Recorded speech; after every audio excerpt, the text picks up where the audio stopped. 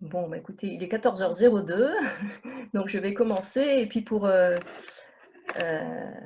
laisser le temps à tout le monde d'arriver, je vais d'abord vous souhaiter la bienvenue à tous. Donc, on va être assez nombreux. Et pour laisser le temps à tout le monde d'arriver, de s'installer en visio ou au téléphone, moi, je vais commencer par quelques mots d'introduction. Alors, ce webinaire est organisé par le groupe de travail Interconnaissance. Ce groupe est une des instances du CLSM de Grenoble. Donc, CLSM voulant dire Conseil local de santé mentale. Alors, il se trouve que la médiatrice du réseau CLSM, Marion Candiago, et la chef de service promotion de la santé ville, Véronique Deléris, toutes les deux de la ville de Grenoble, sont en train de prendre leurs fonctions en ce moment. Alors, on a la chance aujourd'hui d'avoir Marion parmi nous. Donc, voilà, Anaïs va la rendre visible et je vais la laisser se présenter. C'est tout bon, vous me voyez, vous m'entendez? Apparemment, oui, Marion. Oui. Alors du coup, bonjour à toutes et à tous. Donc, moi, je prends la suite d'Hélène Perret en tant que médiatrice ou coordinatrice du Conseil local de santé mentale de Grenoble. J'arrive en poste officiellement la semaine prochaine, donc le 3 mai.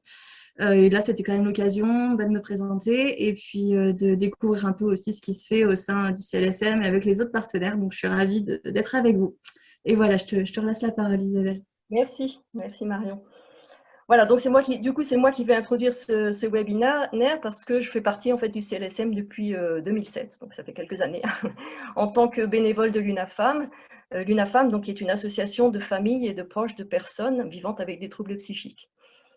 Voilà, alors pour commencer, je vais vous dire quelques mots sur ce que c'est que le CLSM, sachant qu'il y en a un peu partout en France. Voilà, mais le CLSM de Grenoble, en tout cas, il a été créé en 2006 par la ville de Grenoble et le CHEI, le centre hospitalier Alpes-Isère de Saint-Égrève. Et si vous voulez avoir des informations plus précises, vous pouvez aller sur le site de la ville de Grenoble. Vous trouverez beaucoup d'informations sur le CLSM. Voilà, alors, sinon, il y en a aussi quelques-uns autour. Il y en a à Saint-Martin-d'Air, à Échirolles, enfin voilà, je ne vais pas tous les citer. Alors, au sujet des CLSM, je vais juste vous donner quelques points importants. Alors déjà, ce que vise le CLSM vise à améliorer la prise en compte de la souffrance psychique dans la cité. Et on peut dire aussi, et c'est très important, qu'il y ait une instance de concertation et de coordination avec de multiples personnes. Alors déjà avec des structures partenaires, qui sont des structures partenaires du sanitaire, du médico-social, du monde associatif. Il est aussi une instance de concertation entre des professionnels salariés et entre des bénévoles.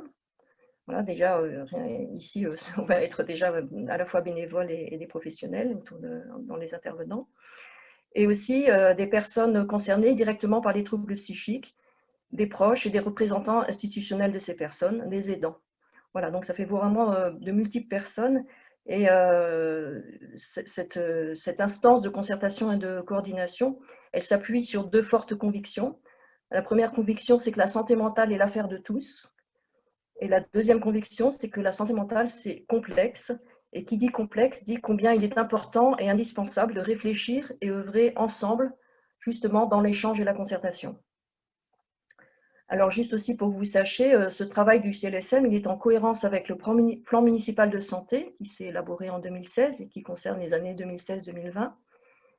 Et il est aussi en pleine cohérence avec le PTSM, le plan territorial de santé, qui a occupé bon nombre d'entre nous, d'entre vous, en 2020. Voilà, alors ce groupe de travail, donc, qui est donc le groupe de travail Interconnaissance, il est constitué de 5 structures, donc la ville de Grenoble, l'UNAFAM, le C3R du CHEI, donc représenté par 2 personnes qui vont vous en parler tout à l'heure, le REPSI, qui est le réseau handicap psychique, le CLIPS, qui est le centre de lutte contre l'isolement et de prévention contre le suicide. Donc on voit déjà qu'à travers ce groupe, il y a déjà un maillage de partenaires. Et on voit aussi ce maillage à travers vous tous les participants, parce que vous êtes, on a pu voir, vous étiez d'origine très diverses. Il y a des professionnels de lieux très variés, des personnes concernées, des proches aidants, des acteurs de terrain. Alors l'intention du webinaire, c'est d'apporter des connaissances sur le trouble borderline et ainsi de contribuer à une meilleure compréhension de ce trouble, le trouble borderline, et des possibilités d'accompagnement auprès de nous tous ici présents. Alors le webinaire, comme vous le savez, Anaïs avait rectifié, donc il dure 2 heures. Et on va avoir un temps avec les 3 intervenants et puis un temps de questions-réponses. Le temps de questions-réponses sera à peu près de 30 minutes. Alors, comme on est tous très nombreux, là, je vois que, oui, en principe, voilà, on va être plus d'une centaine, donc entre 100 et 200. On va privilégier l'outil Zoom, l'outil qui permet de poser des questions. Vous voyez qu'en bas de votre écran, vous avez quelque chose qui s'appelle Q et R. Et c'est là où vous pourrez poser vos questions. Donc, vous pouvez en poser quand vous voulez, c'est-à-dire dès que les personnes commencent à parler, vous pouvez en poser. Et puis après, avec une autre personne, avec Anis Rousson, on va les regarder, on va peut-être les regrouper, les trier. Enfin, on va essayer autant qu'on peut de bien pouvoir répondre à toutes vos questions. Et le bouton qui s'appelle discussion ou chat, ça dépend des Zooms. Vous pouvez l'utiliser si vous voulez faire des commentaires, mais pour les questions, utilisez plutôt questions et réponses si c'est possible. Voilà, je pense que j'ai fait un peu le tour de l'introduction. Et donc maintenant, je vais donner la parole aux trois intervenants. Donc le docteur Benjamin Gouache, qui est référent du C3R Auchet, sa collègue psychologue Laure Favre, qui aborderont les aspects cliniques et thérapeutiques du trouble borderline, et Ophélie Cuino-Audister, qui est une personne concernée par ce trouble et qui fera part de son expérience. Voilà, donc je passe la parole et je vous dis à tout à l'heure.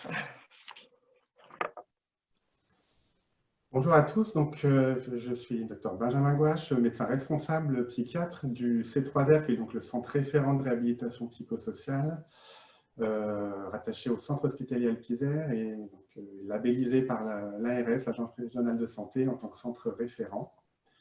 Donc on aura une intervention à 3 voix avec une alternance entre Laure et moi-même d'un côté en tant que professionnel et puis donc Ophélie en tant que personne concernée par ce trouble. Donc, rapidement aussi, je suis Laure Favre-Réguillon, psychologue clinicienne au C3R et psychothérapeute. Et pour ma part, j'accompagne en individuel et en thérapie de groupe du coup des personnes concernées par le trouble de personnalité borderline, entre autres. Bonjour, donc je me présente, je m'appelle Ophélie Cuino-Audister, j'ai 26 ans. Je suis actuellement en formation en alternance de gestionnaire commercial en magasin de sport et je suis, comme dit depuis tout à l'heure, atteinte d'un trouble de la personnalité borderline depuis quelques années.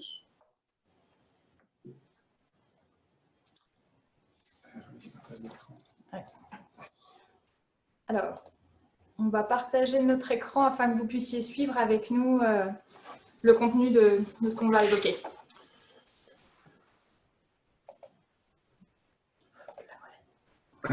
Donc, alors de quoi allons-nous parler aujourd'hui? Donc, tout ce que vous voyez là, ce sont en fait des synonymes. Donc, quand on parle de trouble de personnalité borderline ou trouble borderline tout court, de trouble de personnalité limite, d'état limite, ou de trouble de personnalité état limite, ou encore autre chose de personnalité émotionnellement labile. Tout ça, ce sont des stricts synonymes. Ensuite, plutôt dans la deuxième partie, Laure évoquera plutôt les aspects thérapeutiques. Donc, on a mis juste pour rappel ici les sigles, mais du coup, on y reviendra. Alors, donc le trouble de personnalité borderline ou le trouble borderline. Il s'agit déjà forcément en soi d'un trouble de personnalité. Les troubles de personnalité ont une définition générale. Ce sont des modes de fonctionnement, un mode de fonctionnement général durable et rigide. Rigide dans le sens où il est peu susceptible de changer, hein, il est acquis voilà, pour le long terme, affectant le rapport à soi, aux autres et au monde, et déviant significativement de ce qui est attendu dans la culture de la personne, et générant une souffrance, une détresse ou un handicap significatif. Et donc, plus précisément, le trouble de personnalité borderline, c'est un mode général d'instabilité des relations interpersonnelles, de l'image de soi et des affects, avec une impulsivité marquée, qui est présent au début de l'âge adulte et dans des contextes divers. Il est précisé au début de l'âge adulte car, théoriquement, on considère que la personnalité n'est pas figée avant le début de l'âge adulte, et qu'on ne peut pas poser de diagnostic avant. En réalité, enfin, c'est plutôt dès même l'adolescence maintenant qu'on peut poser ce genre de diagnostic.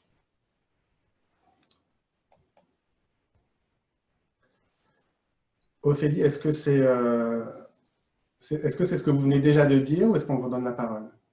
Alors moi, j'ai plusieurs choses à dire. Donc pour introduire un petit peu le début des troubles et expliquer un petit peu ce qu'il en est pour moi, en tout cas. Moi, il faut savoir que mes problèmes de santé, ils ont commencé à la suite du décès de mon père lorsque j'avais 11 ans. Et mon état s'est progressivement aggravé dès l'âge de 13 ans, où j'ai fait ma première tentative de suicide médicamenteuse. J'ai donc été hospitalisée pour la première fois en pédopsychiatrie, où le premier diagnostic fut posé. À l'époque, j'étais bipolaire. Commencent ensuite les premiers essais médicamenteux. Les médecins, ils ont essayé forcément beaucoup de traitements médicamenteux avec des dosages plus ou moins importants pour éviter que je me fasse du mal. J'ai eu des neuroleptiques, des anxiolytiques, des régulateurs d'humeur, un petit peu tout ça.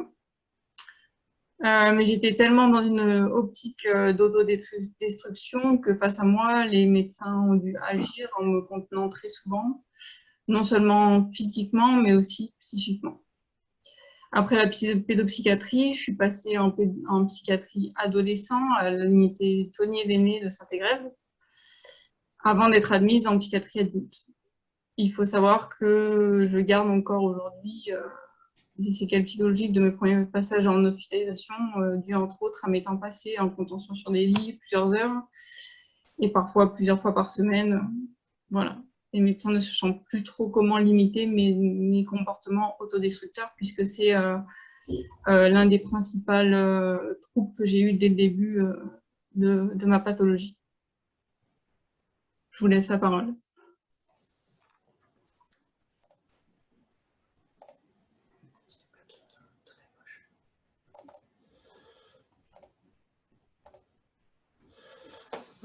Donc, il existe 9 critères diagnostiques pour pouvoir parler de troubles borderline, qui sont décrits dans le DSM-5, qui est un manuel de classification des troubles psychiatriques, des troubles psychiques. Parmi ces 9 critères, il faut que 5 au moins soient présents sur un laps de temps significatif. Évidemment, on parle de troubles chroniques, donc si c'est très aigu, on peut avoir certaines manifestations, mais voilà, il faut que ce soit pérennisé pour parler de troubles borderline. Donc, on parle d'abord d'efforts effrénés pour éviter les abandons réels ou imaginés. On emploie l'adjectif abandonnique, on dit que les personnes peuvent avoir un côté abandonnique, et être abandonnique, c'est avoir une forte susceptibilité au rejet, à se sentir plus rapidement que les autres, rejetés, abandonnés, alors que ce n'est pas forcément le cas. Et puis, même à anticiper des abandons qui ne sont pas présents. Et parfois, ça pousse même les personnes à rompre elles-mêmes les relations par peur justement d'une rupture, d'un abandon, entre guillemets. Ensuite, on a un mode de relation interpersonnelle instable et intense, caractérisé par l'alternance entre les positions extrêmes d'idéalisation excessive et de dévalorisation. Donc, on peut rencontrer des personnes qui, effectivement, ont comme caractéristique assez marquée cette instabilité dans différents domaines, mais là, on parle d'abord des relations, dans les relations amicales, amoureuses, etc., des alternances, oui, d'idéalisation excessive où la personne a, entre guillemets, toutes les qualités, et puis rapidement, à la moindre petite faille, la personne est rejetée, dévalorisée, et puis ça peut recommencer comme ça plusieurs fois, y compris avec la même personne. Donc, voilà, peu de stabilité dans la relation qu'on a avec ses proches, avec son entourage au sens large. Ensuite, une perturbation de l'identité, avec une instabilité marquée et persistante de l'image ou de la notion de soi. Par exemple, on peut assister à des retournements brutaux et dramatiques de l'image de soi, avec des bouleversements des objectifs, des valeurs et des désirs professionnels, des changements soudains d'idées et de projets concernant la carrière, l'identité sexuelle même, le type de fréquentation, etc. Donc là, à nouveau, des périodes de rupture, une instabilité, où la personne, voilà, cette image de soi, cette notion de soi, elle a peu de consistance, peu de pérennité, avec des parcours avec beaucoup de ruptures dans ces différents domaines. Ensuite, ce qui est très central dans les personnes qu'on peut rencontrer, l'impulsivité, qui n'est pas présente du tout et que dans le trouble borderline, mais en tout cas, elle est assez très fréquente dans ce trouble-là, et elle peut être présente dans différents domaines. Le DSM considère qu'il faut en avoir au moins 2 dans lesquels cette impulsivité s'exprime, avec des conséquences néfastes pour la personne. Ça peut être des dépenses excessives, ça peut être dans la sexualité, ça peut être dans les consommations de toxiques, la conduite automobile dangereuse, des crises de boulimie, etc.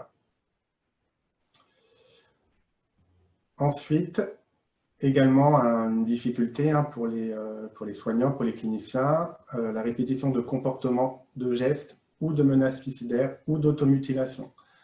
Donc les personnes peuvent avoir tendance à se faire du mal au sens large, sous différentes formes. Donc on parle d'auto-agressivité, à présenter des idées suicidaires, à présenter des gestes de tentative de suicide. Et puis, sans forcément qu'il s'agisse de tentatives de suicide, les automutilations, c'est un peu au sens large les différentes manières que les personnes peuvent avoir de se faire du mal. Notamment, ce qui est assez fréquent, ce sont les scarifications. Les personnes prennent une lame de rasoir, un compas, etc. dans des moments de détresse pour se taillader au niveau des... Souvent, c'est des avant-bras, c'est ce qui est le plus fréquent, des cuisses ou autre.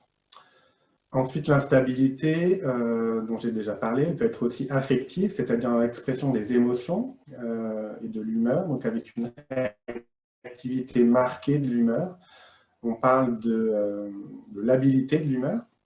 Les personnes peuvent présenter des dysphories épisodiques intenses, l'irritabilité ou de l'anxiété. Et puis, le critère de temps est assez important, ça peut durer quelques heures et rarement plus de quelques jours. C'est même souvent plutôt quelques heures et moins d'une journée en général où c'est résolutif. Ensuite, le sentiment chronique de vide, ça c'est un petit peu moins connu peut-être parce que c'est moins impressionnant, c'est moins parlant, c'est plutôt un symptôme entre guillemets intérieur qui ne s'exprime pas par des comportements en général. Les gens, oui, parlent de sentiment chronique de vide. C'est difficile de parler du vide pour le coup, mais voilà, les gens souvent, si vous leur posez la question, c'est pas rare qu'ils expriment ce sentiment-là de ne pas avoir vraiment de personnalité, d'émotion par moment, de consistance d'une certaine manière. Ensuite, l'émotion qui est souvent la plus problématique dans le trouble borderline, c'est la colère, que les personnes peuvent avoir beaucoup de mal à réguler. Donc, elle peut présenter des colères intenses et inappropriées, ou une difficulté à contrôler sa colère, avec de fréquentes manifestations de mauvaise humeur, une colère constante, des bagarres répétées, des crises de colère. Et enfin, le dernier, donc la survenue transitoire dans des situations de stress, d'une idéation persécutoire ou de symptômes dissociatifs sévères. Donc l'idéation persécutoire, c'est ce qui va se rapprocher un petit peu de la paranoïa, c'est-à-dire une sensation que les personnes autour de vous sont mal intentionnées, vous veulent du mal. Dans la rue, les 2 personnes là-bas qui rigolent, c'est à cause de mon apparence. Mon ami qui ne me répond pas, il est en train de se détourner de moi, de comploter sur moi. Voilà. Mais ça, c'est plutôt en général transitoire dans le trouble borderline et c'est associé à des situations de stress importantes. Et puis, les symptômes dissociatifs, ils sont également transitoires. Alors, les symptômes dissociatifs, c'est pas très facile à décrire. En fait, c'est un mécanisme un petit peu de protection du psychisme face à des émotions envahissantes, face à des traumatismes en général. C'est une caractéristique qu'on trouve chez les personnes qui ont une histoire de traumatisme psychique. Et puis, ça va être alors de l'ordre de la déréalisation, de la dépersonnalisation. Donc, l'impression de sortir de son propre corps. Parfois, les personnes écrivent ça, d'être spectateur de la scène qu'elles sont en train de vivre, d'être en train de vivre à moitié dans un rêve. Voilà, c'est un petit peu ça qu'on appelle la dissociation. Donc, comme je l'ai dit, sur les 9 critères, 5 doivent être présents pour qu'on puisse parler de trouble borderline. Et en fait, j'avais vu le chiffre. Alors, si quelqu'un est fort en probabilité, vous pouvez calculer le nombre d'associations qu'on peut trouver, puisque sur 9 critères, si on en a 5, ça fait beaucoup beaucoup de tableaux cliniques différents. Je crois que ça fait plus d'une centaine différentes, suivant l'association des 5 critères. En fait, c'est 5 ou plus, hein, du coup. Voilà, donc finalement, le trouble borderline n'a pas du tout qu'un visage typique, hein, mais il en a beaucoup, évidemment. Alors, pour ma part, le diagnostic a été fait il y a seulement quelques années, lors d'une énième hospitalisation à Saint-Égrève, où j'ai rencontré une psychiatre qui m'a dit, après près d'un mois d'observation, que je n'étais absolument pas bipolaire, mais bien borderline. Et à l'époque, j'avais aucune connaissance de ce trouble. Je savais juste que j'avais des troubles de l'humeur avec des passages à l'acte très récurrents. J'ai alors fait avec cette médecin un dossier afin de rejoindre l'équipe pluridisciplinaire du C3R. Et c'est au C3R que le diagnostic a été confirmé. Alors pour ma part, ce fut un véritable soulagement de me dire que je ne faisais pas des caprices ou une grosse crise d'adolescence et qu'effectivement j'avais une véritable pathologie. Malheureusement, le plus difficile après cette annonce, ça a été de chercher un psychiatre qui connaît ce trouble et qui accepte de me suivre. Parce que c'est pas facile non plus de nous suivre, étant donné qu'on a, comme disait très bien le docteur Gouache, des problèmes interpersonnels avec des soucis d'attachement et des soucis un petit peu de gestion des émotions avec les différents professionnels qui peuvent nous suivre. Donc, j'ai consulté différents psychiatres sans jamais rencontrer une personne qui prenne réellement en compte ma pathologie. Et j'ai toujours eu ce souci d'abandon, donc j'avais tendance à aussi m'attacher à différents psychiatres. Et finalement, lorsque je sentais que ça allait se terminer, je mettais moi-même un terme à ce suivi. D'autre part, je suis malheureusement tombée sur des psychiatres qui ne connaissaient pas mon trouble et ne comprenaient pas mon fonctionnement. Et un des problèmes pour moi de ce trouble à l'époque, c'était qu'il était encore mal connu et très mal reconnu. Voilà.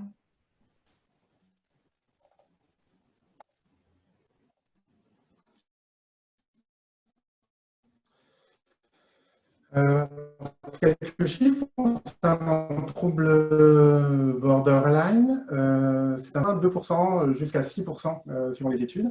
Et en fait, même si on prend la fourchette basse 2%, ça veut dire que c'est un truc qui est 2 fois plus fréquent que la schizophrénie, par exemple, qui est déjà très fréquent et très connu, entre guillemets.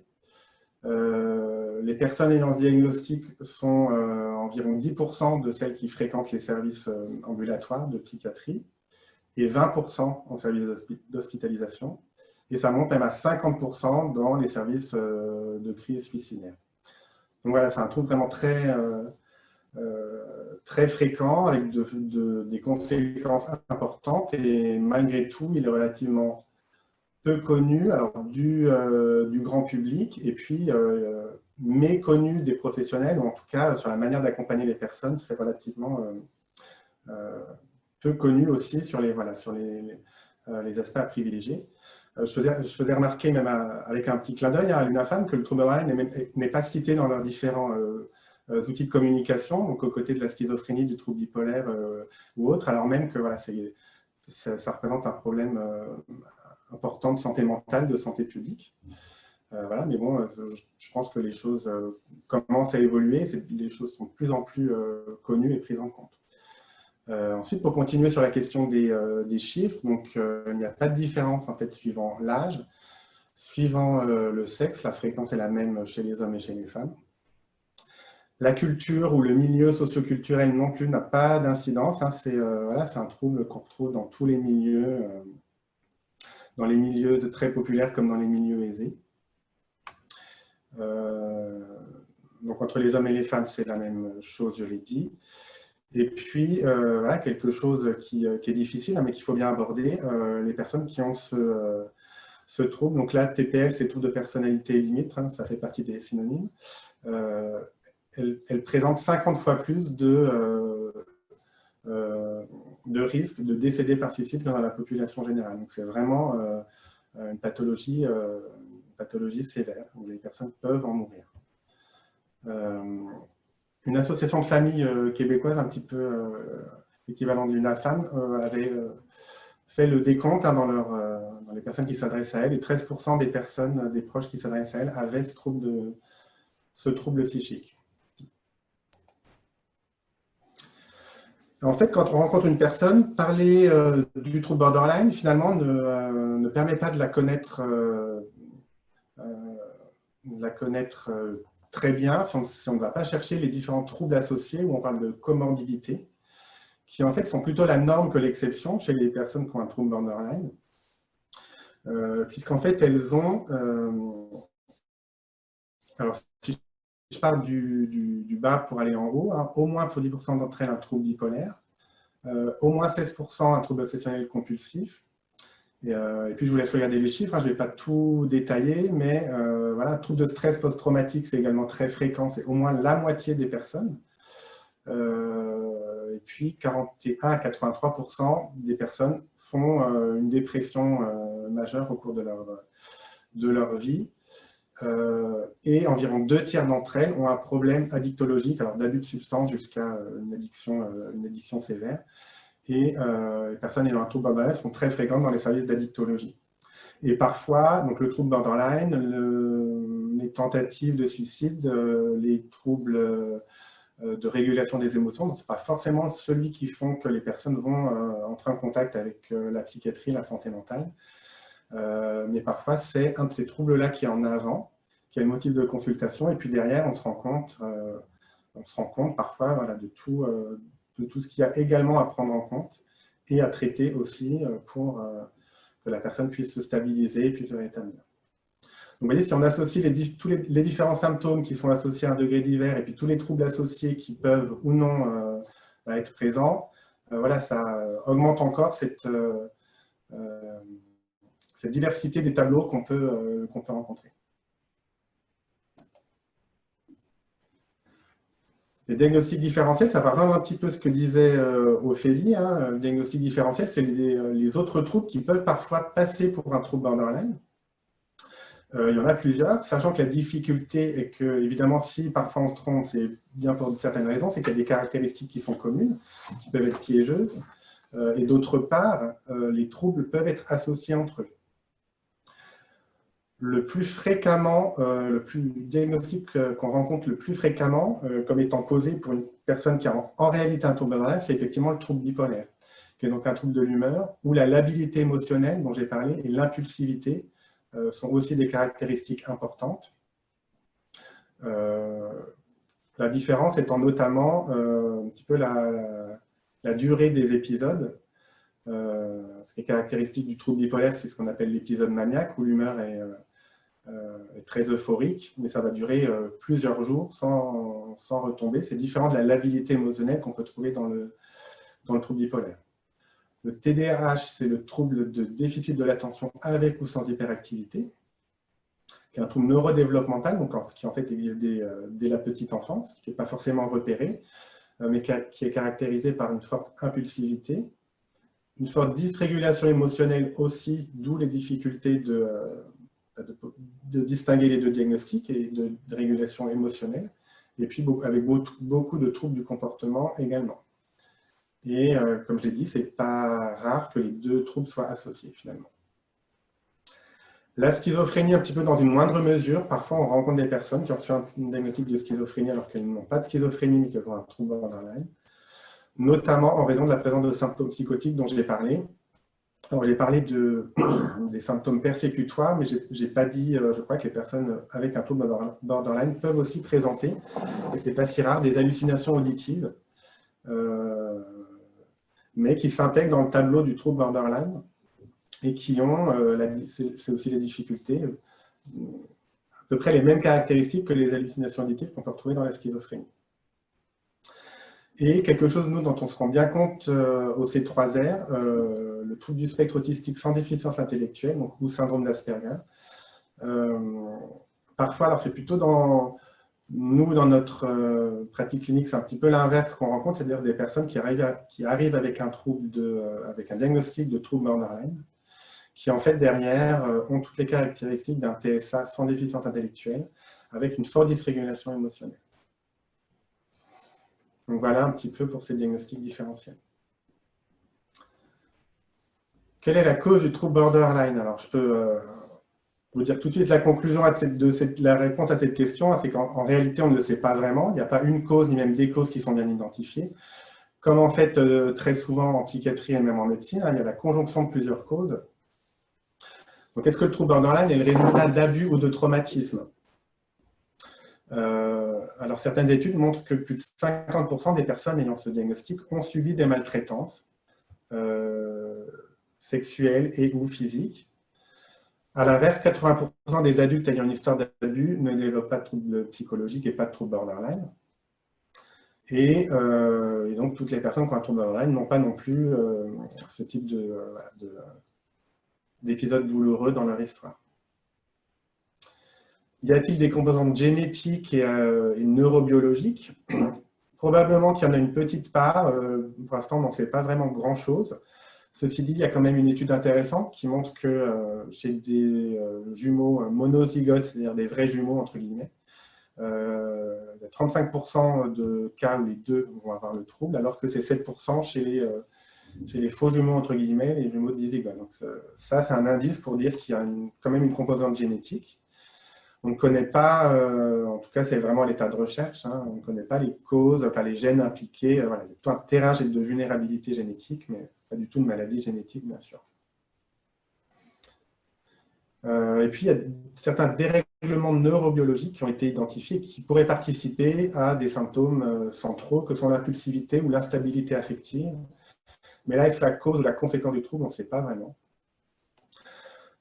Enfin, quelque chose qui est assez bien identifié maintenant, c'est souvent dans l'histoire de la personne, dans son entourage, tout ce qu'on appelle un environnement invalidant, entre guillemets. Donc c'est un environnement dans le sens humain, l'environnement humain, et invalidant, en fait, ça va être des proches, souvent les parents ou l'entourage, ou des membres de la famille, ou des enseignants ou autres, qui vont de manière répétée invalider quoi exactement? Plutôt précisément les émotions, avec voilà, une tendance à ne pas reconnaître la validité des émotions de l'enfant ou de l'adolescent, à lui faire comprendre que il n'y a pas de raison d'être en colère, que mais non, il ne faut pas pleurer, ça ne sert à rien, un petit peu tout ce genre de choses, qui de manière très répétée et très prononcée, peuvent faire que la personne ensuite vit ses émotions comme étant d'une part comment dire, dangereuses entre guillemets à exprimer et à extérioriser, et d'autre part secondairement encore plus douloureuses. Donc voilà ce qu'on appelle un petit peu l'environnement invalidant.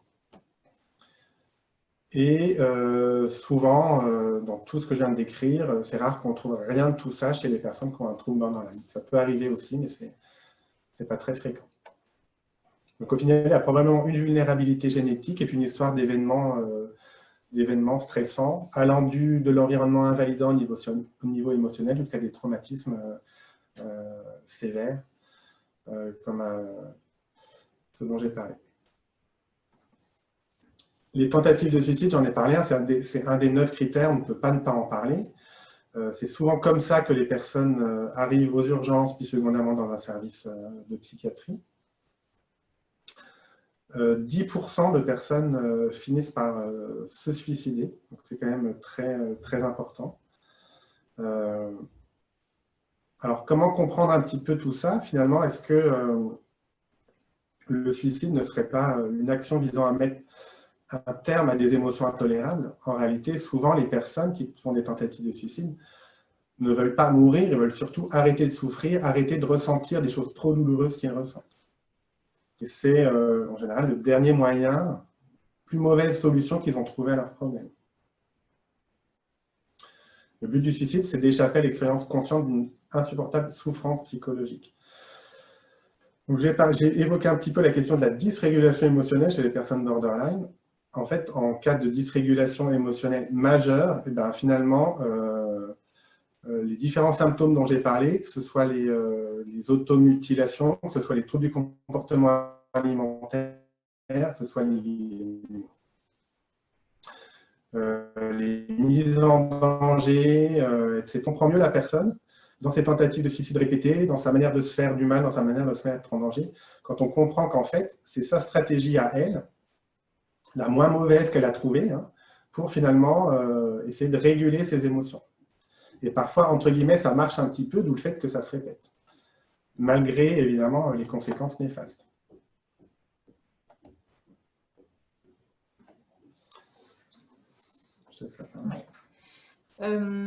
Du coup, on voulait vous présenter aussi cette petite diapo parce qu'on parlait effectivement des tentatives de suicide ou d'autres comportements qui peuvent avoir cette fonction-là de chercher à réguler les émotions, à faire redescendre finalement l'intensité de la détresse.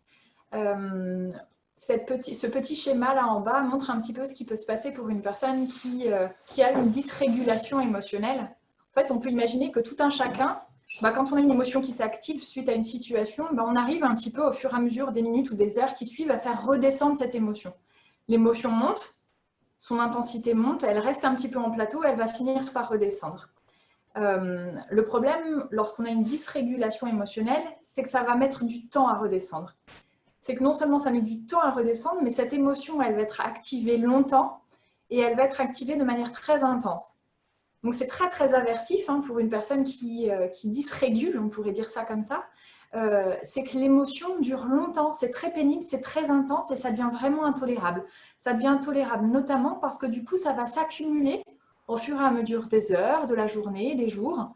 Une petite contrariété le matin, un petit accrochage, ça va nous faire monter en pression, on va être en colère, contrarié. Et puis l'autre événement va arriver, un autre événement inattendu de la journée arrive. Et c'est une autre émotion qui arrive, mais qui va finalement se surajouter à la précédente, etc. etc.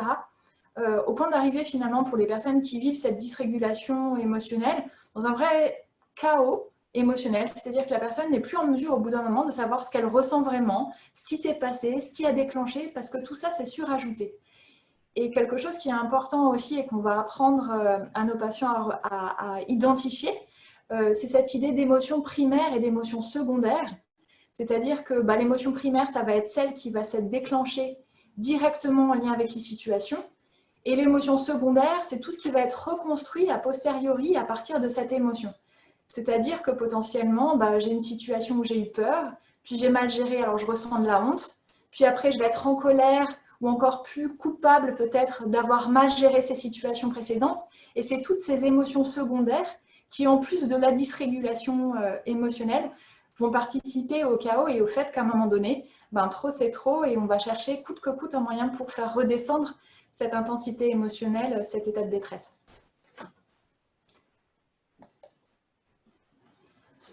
Un petit schéma qui est compliqué, mais Ophélie trouvait ça important qu'on le garde, alors on l'a gardé aussi. En fait, un autre moyen de modéliser un petit peu ce qui se passe, c'est que, encore une fois, tout un chacun, on a une zone où on arrive un peu à gérer notre émotion. C'est ce carré central là qui s'appelle la zone de confort, qu'on appelle aussi la zone de tolérance émotionnelle. Alors, juste faire un petit écart rapidement, c'est un modèle qui avait été créé au début pour les personnes qui ont vécu des traumas. Et en fait, on se rend compte que finalement, en plus de la possibilité pour les personnes avec un trouble de personnalité borderline à avoir une histoire de trauma, c'est un modèle qui leur parle beaucoup. Donc, je ferme la parenthèse. Ce premier carré au milieu, c'est effectivement cette partie où finalement j'ai des émotions, mais j'arrive globalement à les gérer. Ça peut être un peu désagréable par moment, je ressens un peu de colère, de la contrariété, etc. Mais j'arrive à gérer. Il faut imaginer que les personnes qui dysrégulent, du fait de leur histoire, du fait que ces émotions elles sont très désagréables, qu'elles n'ont pas appris, en partie aussi à cause de l'environnement invalidant, à reconnaître ce qui se passe en elles, et puis à gérer, à identifier, à partager ce qu'elles peuvent vivre intérieurement au niveau émotionnel. Et cette fenêtre de tolérance émotionnelle, elle est très mince, ce qui fait que du coup, il ne faut pas grand-chose entre guillemets. Et là, ce qu'on remarque dans la dysrégulation, ce qu'on peut retrouver quand la personne est dans une forte colère, une forte anxiété, quand elle est dans des stratégies, dans des comportements finalement à risque. Et puis à l'inverse, quand l'émotion est trop forte, elle peut aussi se couper de ses émotions parce qu'elle n'arrive plus du tout à gérer. C'est une autre manière finalement de se protéger, hein. Et notamment via des mécanismes dissociatifs, de détachement, de séparation entre soi et puis ce qu'on peut ressentir. Il va y avoir une hypoactivation. Vous trouvez aussi que la personne parle de son vide. Parfois, elle peut être en hypoactivation finalement de ce modèle. Ça va être de reconnaître ce qui fait sortir de la fenêtre de tolérance émotionnelle. Comment élargir cette fenêtre de tolérance émotionnelle pour réapprendre à apprivoiser ces émotions qui sont devenues au fur et à mesure des mois et des années extrêmement aversives. En faire qu'on est sorti soit en hyper, elle est en dehors de ses compétences. Il y a une rupture de ses compétences, elle ne peut plus gérer. D'où parfois des comportements qui peuvent paraître extrêmes, inadaptés ou dangereux vu de l'extérieur, mais la personne ne peut plus gérer correctement. Donc c'est vraiment, elle fait ce qu'elle peut, et parfois les stratégies de régulation émotionnelle peuvent être dommageables sur du long terme, mais la personne fait ce qu'elle peut. Il s'agit coûte que coûte dans ces moments-là de faire diminuer la détresse.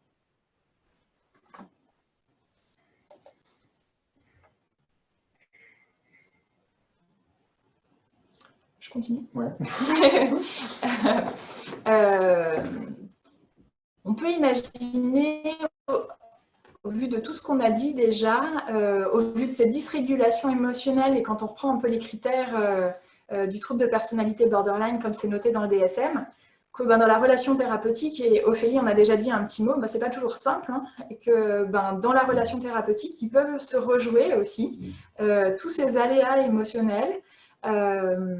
Donc à la fois c'est hyper intéressant pour le thérapeute et pour le patient, parce que ça amène autant de matériel, de travail thérapeutique quelque part.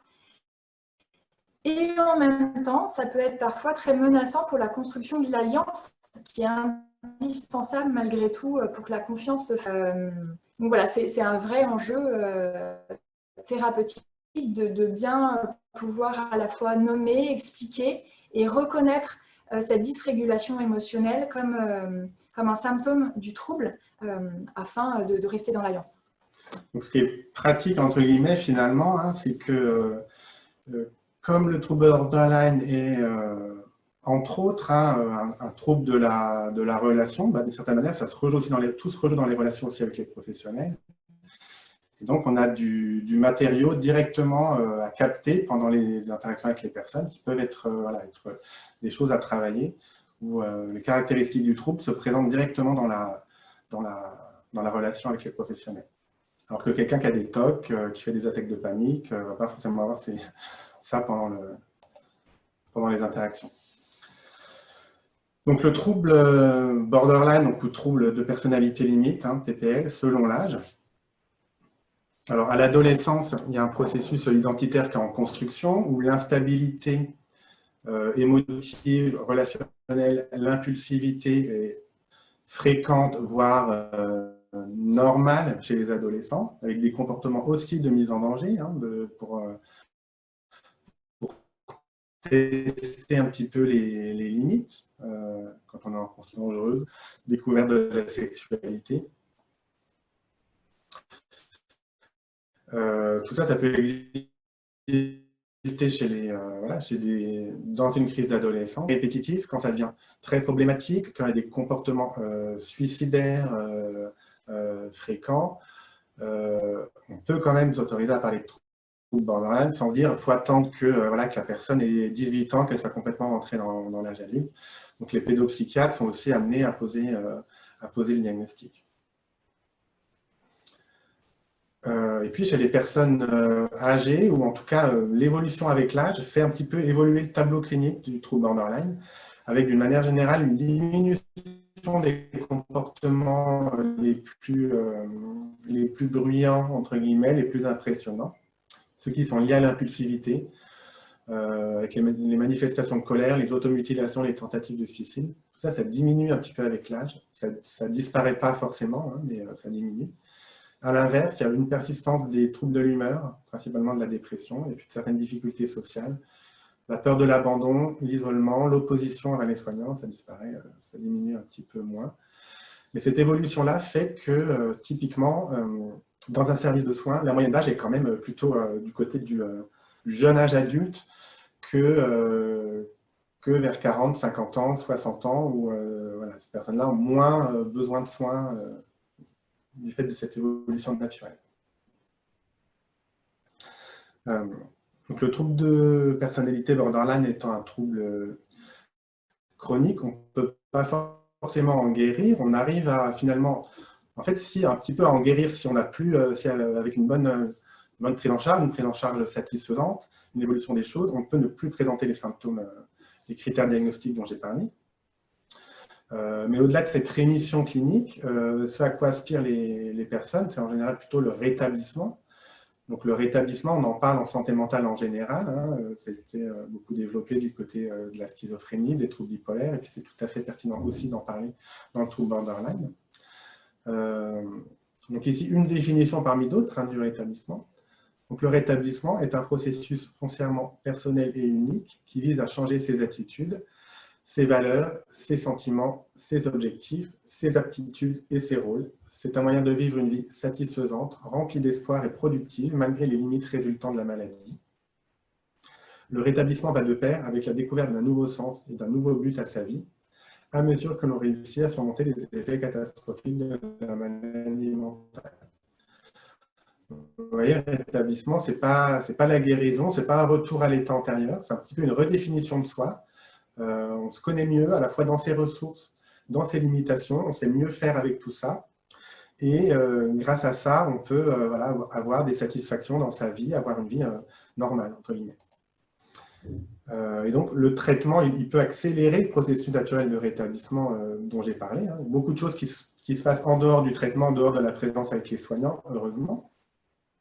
Mais on estime qu'environ 75% des personnes avec un trouble borderline ont retrouvé un fonctionnement presque normal à l'âge de 35 à 40 ans.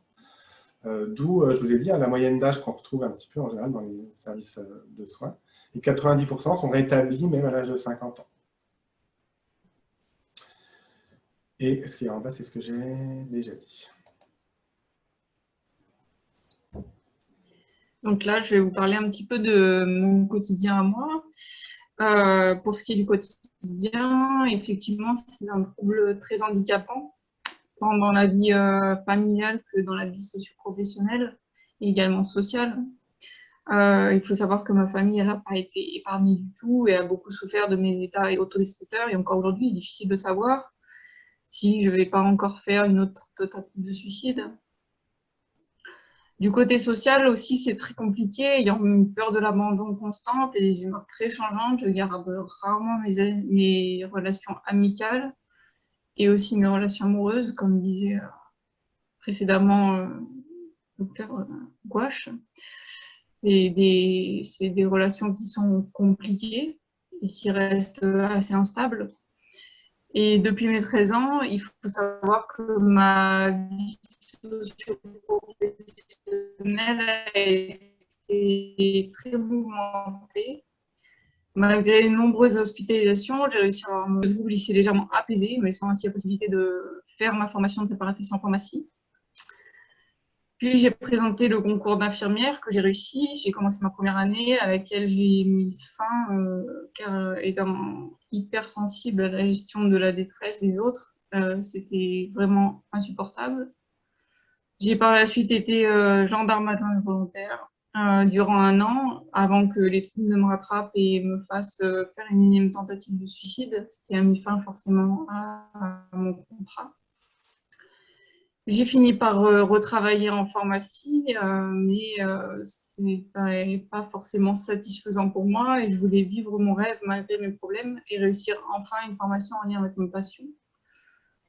J'ai vécu tous ces changements comme des échecs, car pour la plupart, ils ont été stoppés à cause d'une tentative de suicide.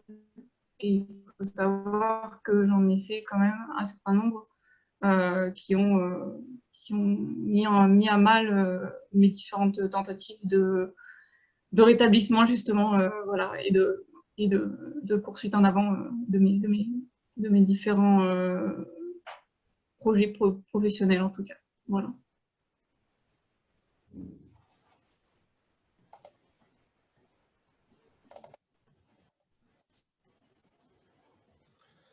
Alors, 2 mots sur la question de la stigmatisation, c'est quelque chose d'assez important parce qu'en soi, la stigmatisation, ça peut être un obstacle aux soins du côté des personnes elles-mêmes et du côté des professionnels. Certains auteurs ont identifié que le diagnostic de trouble borderline était celui qui était le plus stigmatisé parmi les troubles psychiatriques. Et donc, comme je le disais, ça affecte d'une part les cliniciens, les professionnels, avec du coup cette réticence à poser un diagnostic, à le poser ou à l'annoncer, parce qu'on peut avoir peur pour nos patients des conséquences de cette étiquette diagnostique. Et d'autre côté, c'est aussi la raison qui fait que les jeunes peuvent avoir du mal à aller demander des soins en santé mentale d'une manière générale, et puis de dire, ben voilà, j'ai rendez-vous avec mon psychiatre, avec mon psychologue, j'ai un trouble borderline, voilà, avec la stigmatisation qui peut être associée. Et cette étiquette de borderline, elle suscite chez les soignants, alors ça a été particulièrement montré chez les infirmiers, des croyances et des émotions négatives. Hein, quand on parle de patients borderline qui va arriver dans le service, etc., ça peut provoquer ça. Et avec des conséquences en termes de sympathie ou de rejet ou d'optimisme qu'on peut avoir vis-à-vis de la personne, peut-être même avant même de l'avoir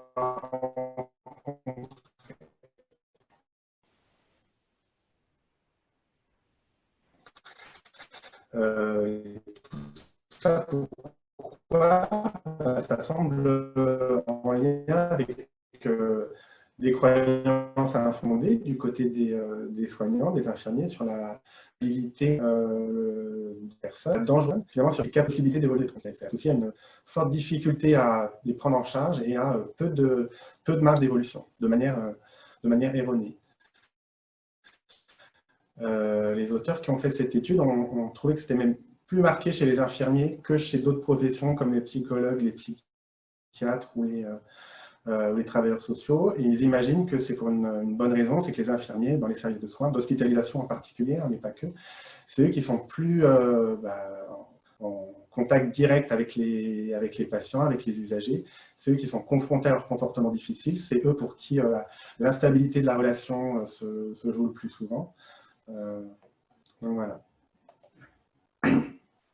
En fait, ce n'est pas très difficile finalement à comprendre, parce que comme finalement le trouble est peu connu, il est même peu connu ou mal connu des soignants, on a l'impression d'avoir vraiment peu de marge, on a l'impression que c'est très difficile, et puis ça peut susciter des sentiments de frustration, d'impuissance, de peur, d'incompétence, de mise en échec, chez des professionnels qui vivent des choses difficiles face à la personne, cette colère, ces comportements d'auto-agressivité, ces idées suicidaires, voire ces tentatives de suicide. Donc voilà, d'où cette stigmatisation. Et puis dans la population générale, les auteurs qui sont penchés sur le sujet ont montré qu'en fait l'étiquette borderline n'était pas spécialement stigmatisée, mais je pense simplement parce qu'en fait c'est tellement peu connu que finalement vous parlez de trouble borderline en faisant un questionnaire comme ça dans la rue, les gens ne vont pas forcément savoir ce que ça recouvre. Borderline, émotionnellement labile, est à limite. Donc on comprend que ça ne puisse pas trop être stigmatisé, hein, contrairement à, par exemple, la schizophrénie, qui est un terme en soi très connu et où les gens peuvent penser à tort que voilà, ce sont des gens dangereux, c'est une double personnalité, etc. Finalement, des stéréotypes associés à borderline, il y en a relativement peu. En revanche, les comportements d'automutilation notamment, de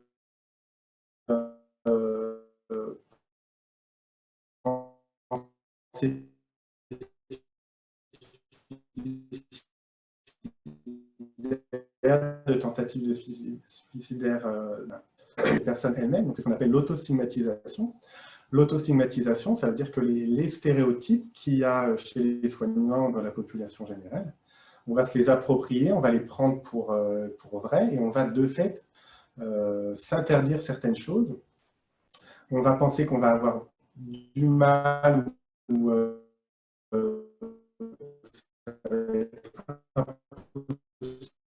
d'évoluer positivement. Quand on a un trouble borderline, on est trop instable, on est trop, etc.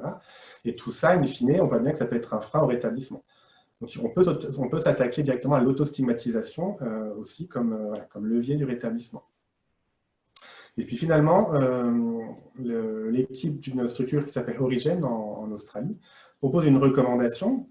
Ils disent que finalement, éviter de poser le diagnostic de trouble borderline à cause de cette stigmatisation peut en fait, finalement, paradoxalement, perpétuer le stigma associé à cette étiquette. C'est-à-dire que si on ne le pose pas, c'est bien pour une raison, c'est que c'est grave, c'est que c'est dangereux, c'est que c'est honteux, etc. Et finalement, comme adaptation à ces difficultés-là, plutôt que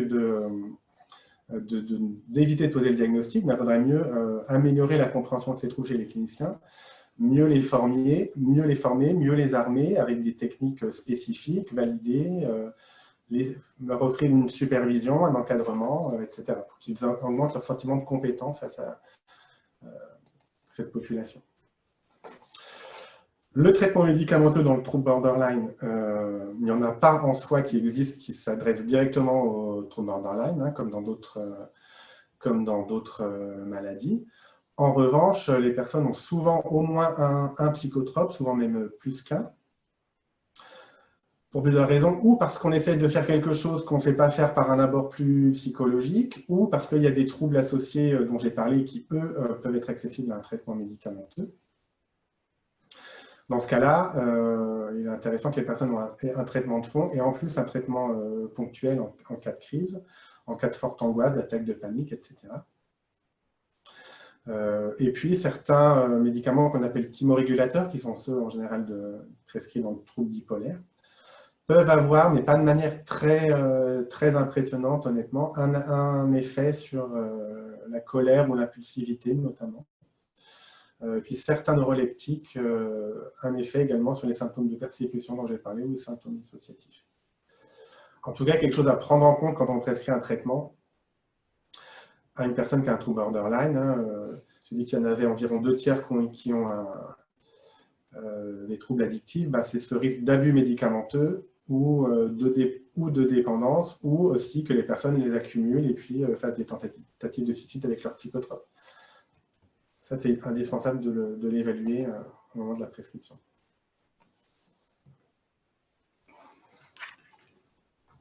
Après cette première partie plus psychopatho, j'ai envie de dire, on avait envie aussi de vous parler des différentes approches psychothérapeutiques qui ont fait leur preuve dans l'accompagnement des personnes avec un trouble de personnalité borderline.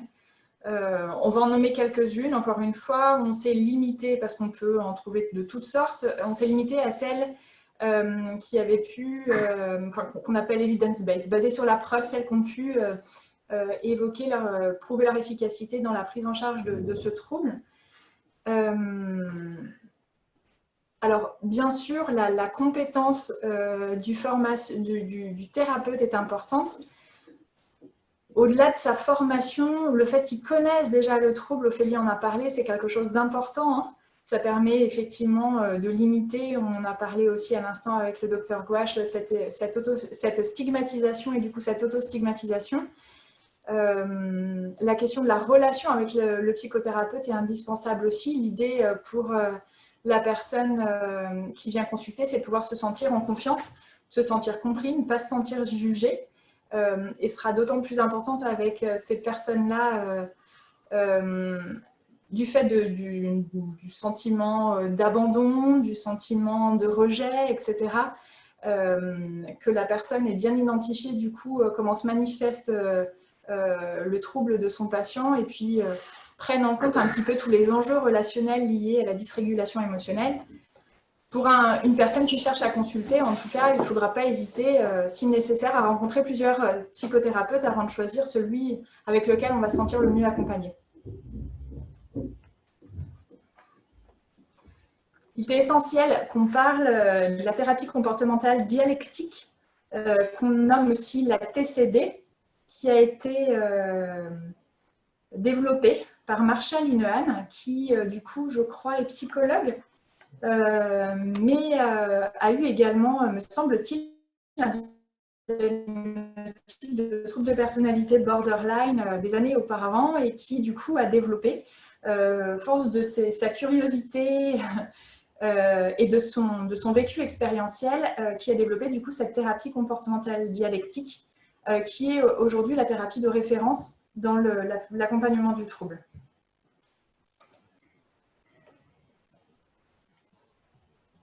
Donc, développée par Marsha Linehan, je le disais, elle s'est imposée depuis la fin des années 80. Donc, on peut voir que ça fait une quarantaine d'années aujourd'hui qu'elle s'est imposée et pour autant, en France, on est très peu formé. En TCD, au C3R, on a depuis finalement pas si longtemps que ça, à septembre dernier, commandé des modules très fortement inspirés par la TCD. Mais on voit que c'est compliqué encore aujourd'hui pour un usager de trouver des thérapeutes formés à la TCD. Donc, peut-être aussi rapidement une définition. Qu'est-ce que ça veut dire comportemental et dialectique? Le terme dialectique, on pourrait nommer aussi comme le fait de résoudre des contradictions, de pensée qu'on peut appeler dichotomique, ou ce mode de pensée en noir et blanc, en tout ou rien, et arriver finalement à nuancer son propre point de vue, à accepter la validité de plusieurs points de vue simultanément. Le terme comportemental également, de son côté, lui va indiquer qu'on va se concentrer de façon privilégiée sur les comportements concrets vécus par les patients, sans viser en priorité une compréhension globale des liens entre ses difficultés et son histoire, mais c'est bien sur ce qu'il vit et sur ce qu'il fait au quotidien qui va nous intéresser dans un premier temps. Cette approche thérapeutique est très structurée et va combiner du coup différentes composantes que je vais vous décrire. Tout d'abord, une composante individuelle, c'est-à-dire qu'on va proposer dans la thérapie comportementale dialectique une thérapie individuelle pour l'usager. Et dans ce cadre, le patient va pouvoir discuter de façon hebdomadaire des crises qui l'affectent dans sa vie quotidienne ou des sujets qui sont compliqués pour lui actuellement. Il est souvent proposé quand toute la structure, tout le service est organisé pour d'avoir régulièrement des contacts téléphoniques aussi avec le thérapeute qui font partie intégrante finalement du traitement, de l'intervention thérapeutique. Donc il y a un premier point qui est important du coup, c'est l'intensité de la thérapie individuelle. Et puis secondairement, il va y avoir du coup la thérapie de groupe qui va, elle, avoir comme visée de développer des compétences bien précises. Des compétences finalement aussi qui seraient nécessaires, selon Marsha Linehan, à développer chez la personne ayant un trouble de personnalité borderline pour pouvoir justement mieux arriver à réguler ses émotions, mieux comprendre ce qui se passe en elle et arriver à améliorer aussi ses relations interpersonnelles. Donc, ce qu'on trouve dans les manuels de Marsha Linehan et ce qu'on peut retrouver du coup depuis quelques mois maintenant au C3R, c'est ces 4 modules qui visent du coup le développement de ces compétences-là pour permettre effectivement de favoriser le rétablissement.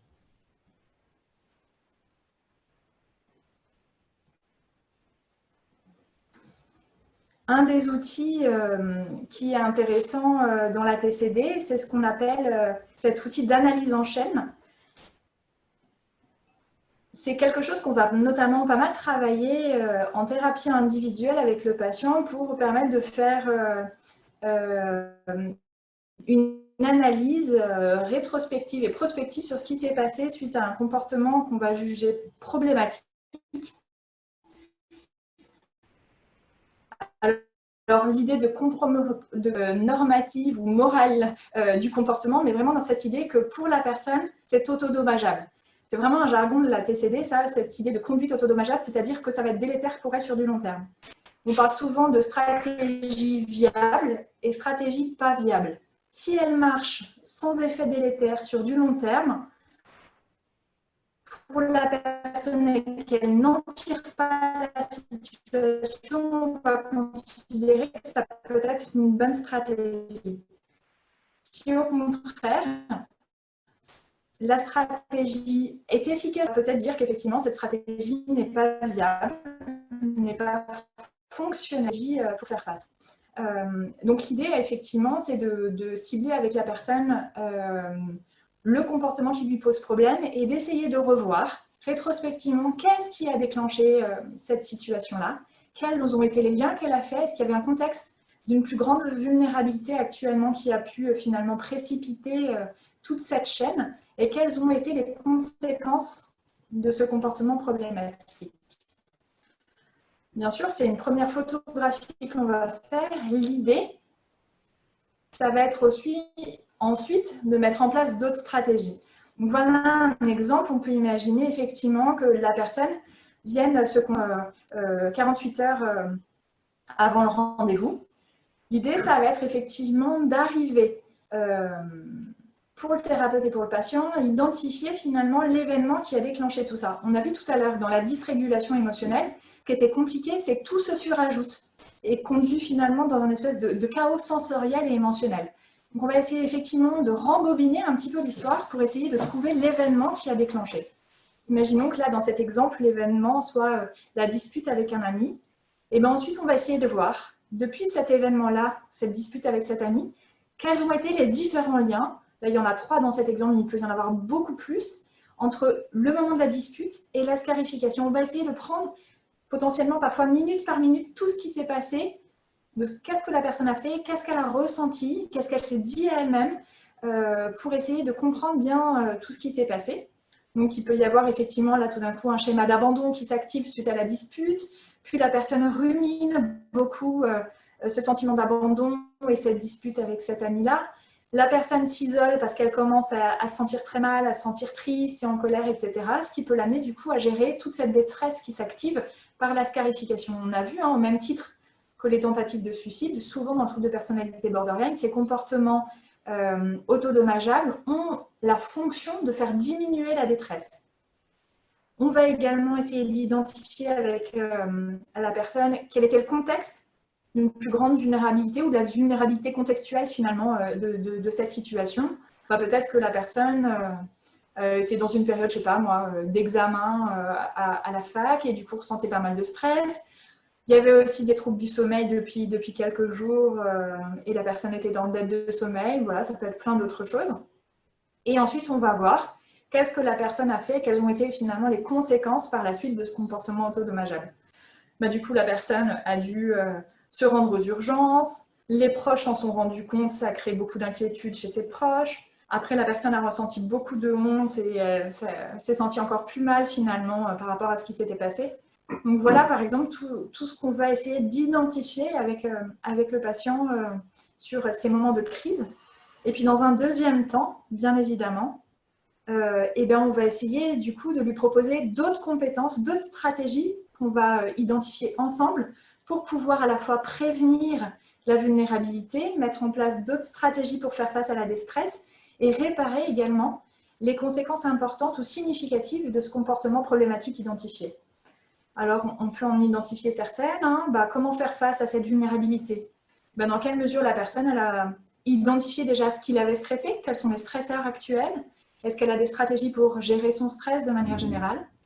Au niveau de l'hygiène de vie, qu'est-ce qu'il est important de mettre en place? Comment elle peut faire en sorte pour favoriser son sommeil? Donc voilà directement des comportements finalement pour agir sur la vulnérabilité. Après, sur tous les liens qu'on a pu identifier, qu'est-ce qu'on peut faire de différent qui ne va pas empirer la situation? Peut-être rompre l'isolement, aller se confier à quelqu'un par exemple, appeler un proche, partager sur ce qui s'est passé. On peut également essayer de faire du tri dans sa tête. Je vais expliquer un petit peu ce que c'est que ces boîtes de tri, mais c'est une autre compétence très cognitive qu'on va apprendre à notre patient. Et puis, développer aussi, par exemple, des compétences d'auto-apaisement pour faire face à toute cette rumination et cette angoisse qui monte. Et puis, à nouveau, dans cette dernière partie, comment réparer, quelque part, les conséquences significatives du comportement problématique. Eh bien, ça peut être expliquer à nos proches ce qui s'est passé, la détresse dans laquelle elle était, mettre du sens finalement sur ce qui s'est passé. Ça peut être ensuite réparer la relation avec notre ami, celui avec lequel on s'est disputé. Également, là, à nouveau, alors pas forcément des compétences d'auto-apaisement, mais comment finalement développer des compétences pour moins se juger, et essayer factuellement de comprendre ce qui s'est passé et de faire preuve de bienveillance envers soi face au comportement et à la stratégie mise en place.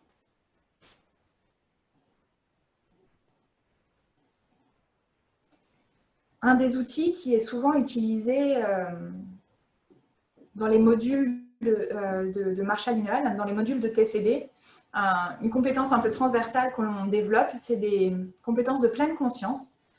Rapidement, la pleine conscience consiste à porter son attention délibérément, intentionnellement, volontairement, au moment présent et sans jugement de valeur, sur l'expérience qui se déploie moment après moment. Donc c'est vraiment comme un moment de pause finalement, de pause active paradoxalement. On va observer ce qui se passe en soi.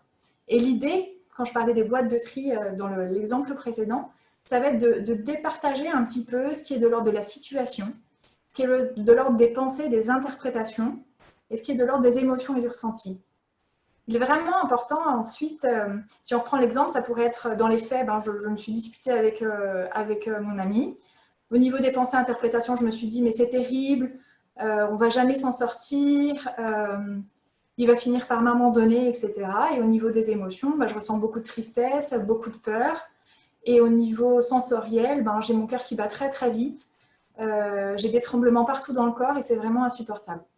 L'idée, c'est bien aussi de transmettre à l'usager que finalement, toute cette partie pensée et interprétation, émotion ressentie, il n'a aucune action là-dessus. C'est des choses qui se déclenchent de manière automatique, qui découlent directement de son histoire, de ses schémas, etc.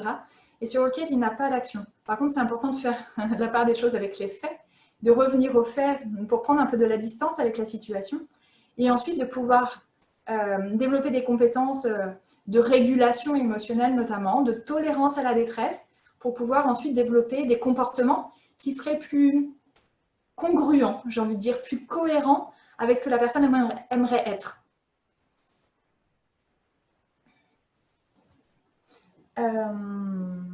Pour vous donner un exemple de stratégie aussi qu'on peut proposer, et notamment certaines inspirées du livre de Déborah Ducasse et de Véronique Beauharpon qui s'appelle « Cahier pratique de thérapie à domicile pour les personnes avec troubles de personnalité borderline ».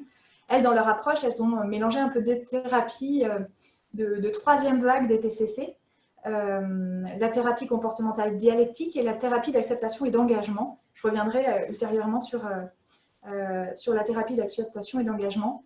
Donc, elles proposent différentes stratégies dans leur livre pour pouvoir effectivement mieux réguler nos émotions. Une des premières stratégies pourrait être de chercher l'auto-apaisement via les sens.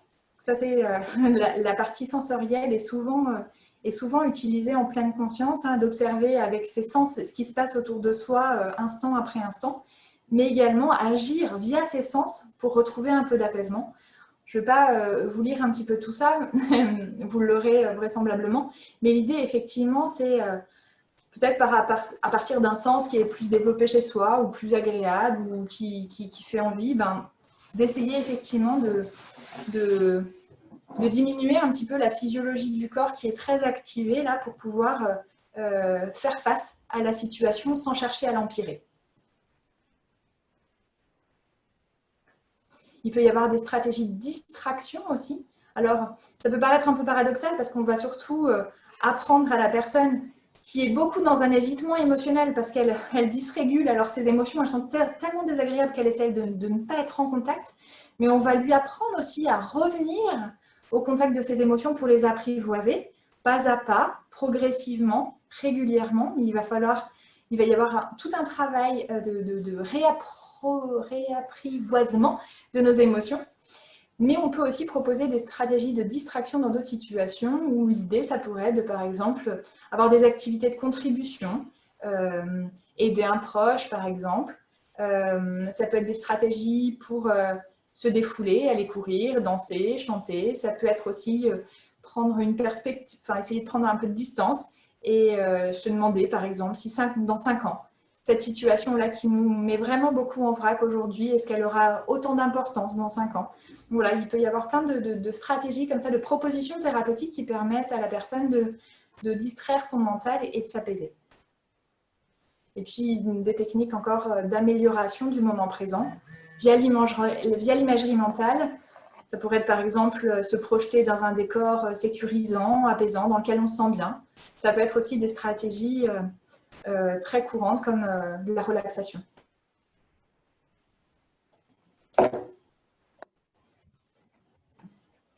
Donc, je vais vous faire un petit tour de moi, pour moi, les soins, ce que ça a été et comment ça s'est passé.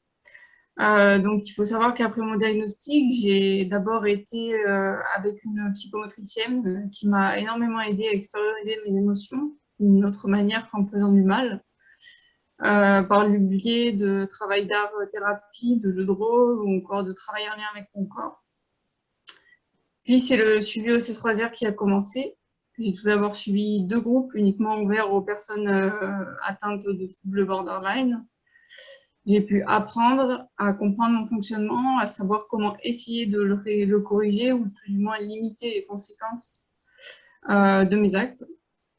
J'ai surtout pu rencontrer des personnes ayant les mêmes troubles que moi et ça, c'est une grande aide pour avancer ensemble et partager nos expériences différentes. Par la suite, j'ai suivi un groupe sur la compassion, mais qui pour moi a été très difficile car j'ai dû me confronter directement à des choses enfouies au fond de moi. J'ai donc un petit peu eu du mal à suivre ce groupe.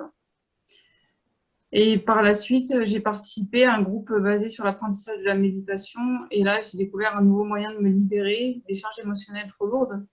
Donc, comme parlait un petit peu tout à l'heure Madame Favre, Religion, effectivement, il y a certaines choses qui peuvent nous aider à passer outre et vivre l'instant présent par le biais de la méditation. C'est vraiment un outil qui a été très, très efficace pour moi. J'ai pratiqué dès le début la méditation et je la pratique encore aujourd'hui. Ce qui me permet de prendre du recul sur les situations et parfois d'éviter des crises. Le temps d'un instant, ce ne sont plus mes pensées qui dirigent mes actes. Et j'arrive aussi à me rendre compte par le biais de la méditation que les pensées ne sont que des pensées et qu'elles passent comme des nuages dans le ciel. À partir de là, certains de mes actes très impulsifs ont été légèrement diminués. Bien sûr, à côté de ces groupes, j'ai pu compter sur le suivi indéfectible du Dr Gouache, de Madame Favre et d'un infirmier qui n'est pas présent aujourd'hui, à raison de plusieurs rendez-vous par semaine, et ça durant 2 ans environ.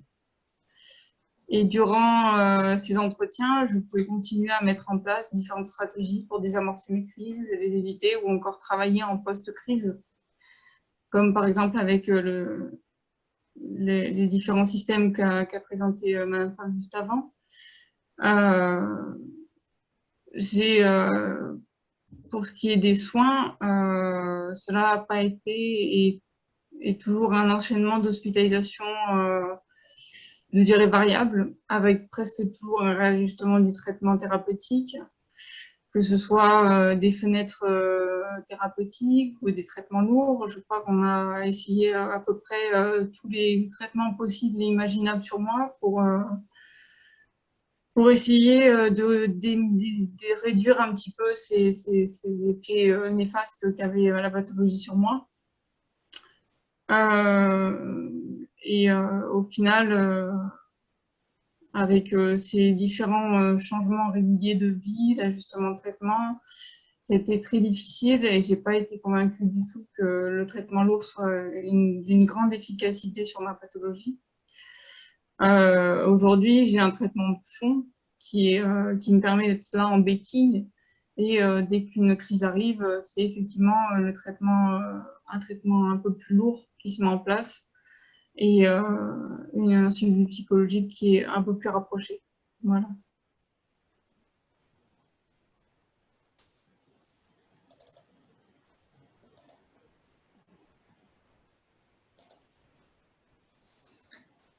Je vais aller vite sur certaines diapos parce que le temps passe et parce que pour le coup, on ne les pratique pas directement au C3R.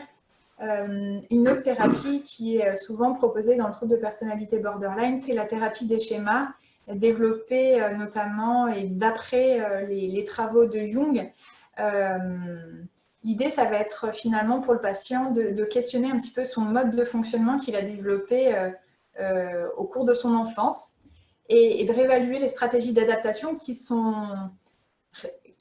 ont été très adéquates un temps, mais qui, au vu du contexte qui a changé au fur et à mesure des années, n'est plus adéquat.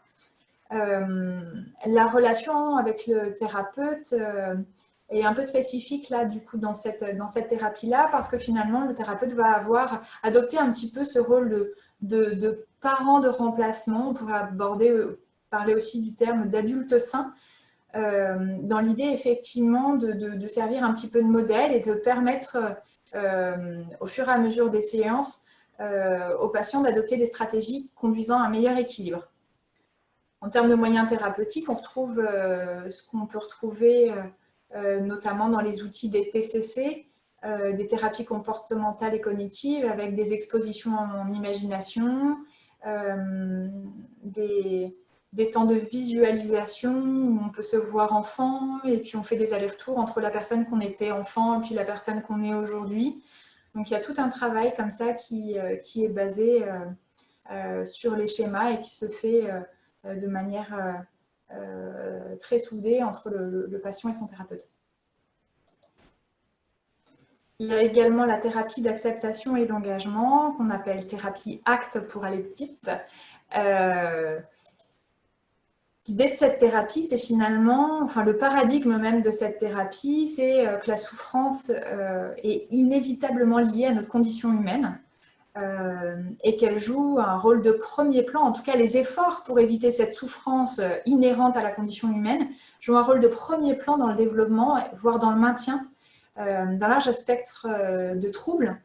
Et que du coup, l'objectif ultime finalement de la thérapie d'acceptation et d'engagement, ça va être de développer une espèce de flexibilité psychologique, de souplesse par rapport à la vie, afin de favoriser à la fois du coup l'engagement dans des actions en lien avec ce qui compte pour soi et la construction d'une existence significative, dans le sens d'une existence qui ait du sens.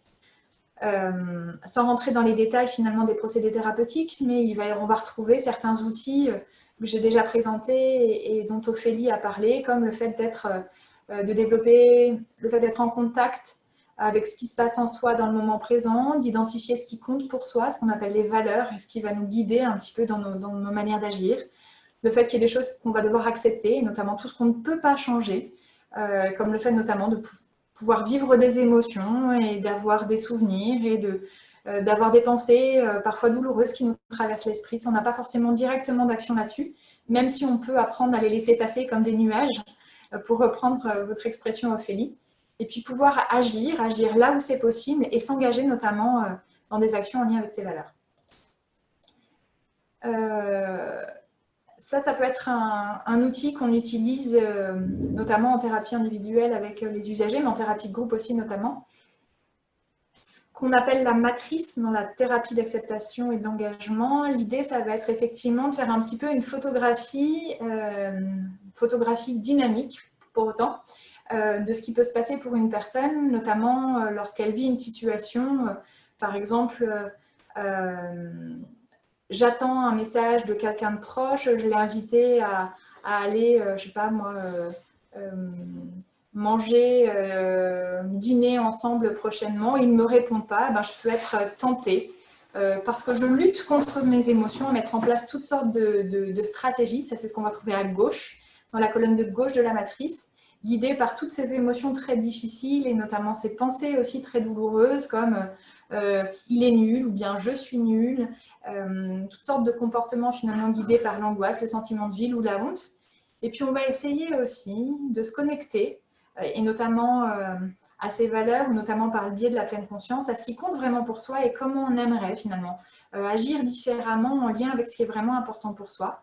Donc ça pourrait être effectivement être plus compréhensif ou compassionné pour l'autre, mais plus compassionné pour soi aussi. Peut-être lui laisser aussi à l'autre le temps de s'organiser, lui faire preuve d'empathie, prendre soin de soi aussi, ne pas empirer la situation, tout cela guidé par des valeurs qui sont inscrites en bas à droite de la matrice. Donc c'est tout un travail de repérage, d'identification, et puis ensuite un travail un peu comportemental qui s'opère avec l'usager pour développer des stratégies plus fonctionnelles, plus satisfaisantes pour lui. Une autre thérapie qui a fait ses preuves dans le trouble de personnalité borderline, mais qu'on ne pratique pas au C3R, c'est tout ce qu'on appelle la thérapie basée sur la mentalisation. Dans cette idée qu'effectivement, la mentalisation, c'est cette capacité que l'on a de penser que les comportements d'un individu sont reliés à des éléments psychiques, tels que des pensées, des désirs ou des croyances qui lui sont propres, et auxquels on n'a pas forcément accès comme ça. Donc, on va développer des capacités à mentaliser, c'est-à-dire à faire preuve de curiosité pour l'état interne de l'autre, aller à la découverte de ce qui se passe pour l'autre intérieurement, pour éviter, par exemple, les mésinterprétations qu'on peut retrouver notamment comme favorisant des difficultés relationnelles.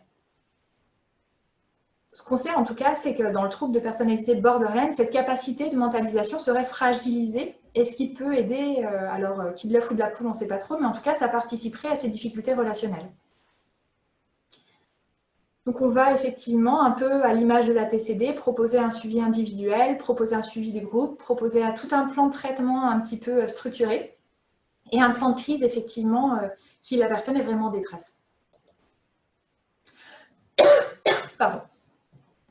Dernière thérapie, psychothérapie focalisée sur le transfert, développée pour le trouble borderline plus spécifiquement par Kernberg il y a une dizaine d'années, comme vous pouvez le voir, plus d'une dizaine d'années. C'est une forme de thérapie qui s'approche un peu plus dans la psychanalyse, notamment dans sa place de l'interprétation, son attention particulière portée à la relation patient thérapeute dans ces concepts de transfert contre transfert, et la mise en place d'un cadre spécifiquement adapté aux difficultés posées par ces patients avec troubles de personnalité borderline. C'est une psychothérapie qui reste intense, intensive, avec 2 séances hebdomadaires en face à face, avec tout un cadre, un espèce de contrat thérapeutique qui est mis en place avec le patient, et qui va porter notamment dans les séances attention à tous les aspects réels et concrets de la vie du patient qui sont fréquemment le lieu d'expression de certaines résistances au progrès thérapeutique.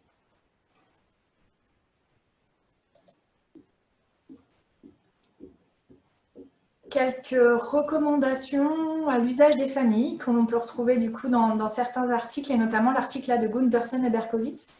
À l'usage des familles, quelques objectifs, du coup, avancer pas à pas. Changer, c'est long. C'est difficile, et il faudra peut-être effectivement revoir certaines exigences à la baisse. Pour ce qui est effectivement des recommandations au niveau de l'environnement familial, il peut être judicieux de proposer un environnement tranquille, calme, de ne pas forcément non plus s'adapter outre mesure, mais maintenir un planning habituel. Et maintenir aussi des temps de parole pour échanger avec la personne concernée. Pour ce qui est des gestions des crises, il s'agira d'y être attentif, de ne pas trop s'énerver. Alors je rajoute le ne pas trop parce que ce n'est pas si évident que ça. On évitera en tout cas d'être autant que faire se peut sur la défensive. Les comportements autodestructeurs demandent de l'attention. On peut être parfois tenté à ne pas porter d'attention sur ce qu'on ne veut pas voir se faire répéter comme comportement. Mais pour autant, là, il sera nécessaire effectivement d'y être attentif, et puis de passer le relais, bien évidemment, aux soignants quand on est dépassé, de faire preuve d'écoute autant que possible, une écoute bienveillante, une écoute non jugeante. Il sera nécessaire d'aborder les problèmes de façon coopérative et peut-être en persévérant parfois. Les 3 clés pour résoudre les problèmes familiaux, je ne vois pas ce qu'on a voulu dire par rapport à ça. Je ne sais pas si tu te souviens, Barbara. On ne m'appelle plus les 3 clés, mais en tout cas, il y a un guide beaucoup plus détaillé que ça qui est disponible, dont on pourra vous donner les références. il s'agira de travailler en lien. Ça, nous, les soignants, on a beaucoup d'efforts à faire encore là-dessus, hein, sur ce point-là, de garder le contact effectivement avec les familles, donc et les familles réciproquement avec le thérapeute ou le psychiatre, et pouvoir aussi fixer des limites. Les propres limites des familles sont déjà des limites en soi. Il ne s'agit pas d'aller au-delà de son seuil de tolérance. Il y a des choses qui restent inacceptables, hein, et puis voilà, l'idée c'est de pouvoir aussi se préserver autant que possible, et comme on le disait, de passer le relais. Encore une fois, on pourra vous donner des références plus précises si vous voulez explorer un peu plus profondément du coup ces recommandations-là. Juste un petit mot en 1 minute sur le premier point. Changer est un processus difficile, c'est ce que développe Gunderson. Donc les personnes ont la capacité de changer, hein, heureusement, c'est tout ce qu'on vous dit depuis le début, mais à la fois, paradoxalement, ça peut leur faire un petit peu peur. C'est une des recommandations qu'il donne aux familles, de ne pas trop vite s'enthousiasmer de petits changements, parce que ça réactive chez la personne 2 choses qui sont assez centrales dans le trouble borderline, qui est la peur de l'échec, c'est-à-dire de ne pas avoir ses réussites perdurer, et deuxièmement, la peur de l'abandon, c'est-à-dire plus je suis autonome, plus je réussis, plus ils vont s'éloigner de moi. Ça vaut aussi pour les thérapeutes, mais pour les familles aussi, c'est voilà, une des recommandations qui est donnée.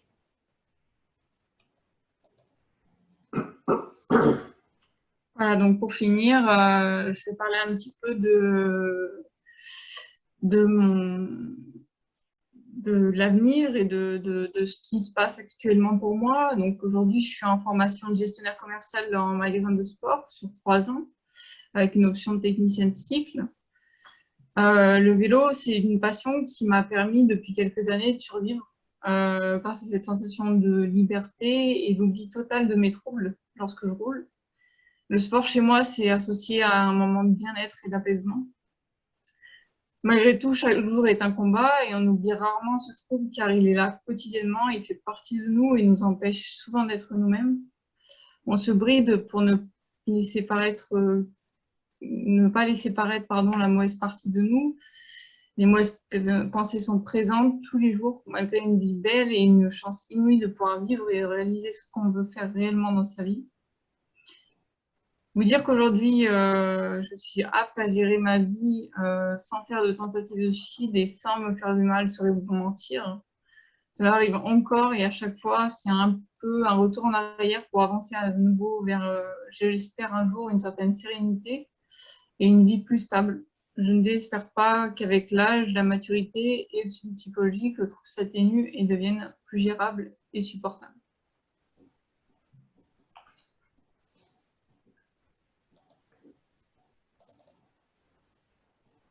Merci Ophélie. Une dernière diapo qu'on souhaitait vous partager en termes de ressources. Donc les ressources, on vous a remis du coup le lien finalement vers le C3R, mais également le lien du Centre des thérapies des troubles de l'humeur et émotionnels qui se trouve du coup au sein du CHU de Montpellier, qui propose depuis le premier confinement des prises en charge de groupes en visio. Donc ça peut intéresser un certain nombre de personnes avec troubles de personnalité borderline, parce que ça permet d'avoir accès à des soins de qualité, même si on est loin. Et voilà, la visio permet aujourd'hui des choses qui n'étaient pas permises avant. On a également le lien vers Promente Sana. Oui, c'est un guide suisse sur le trouble borderline destiné aux personnes et aux proches. Voilà, qui décrit bien le trouble borderline et ses caractéristiques. Connexion familiale, donc c'est une association de proches de personnes, de proches et de familles de personnes ayant un trouble borderline, où il y a pas mal de ressources. Et puis le dernier petit point, c'est le lien vers les recommandations dont on a parlé sur l'avant-dernière diapo, les recommandations pour les familles. Merci.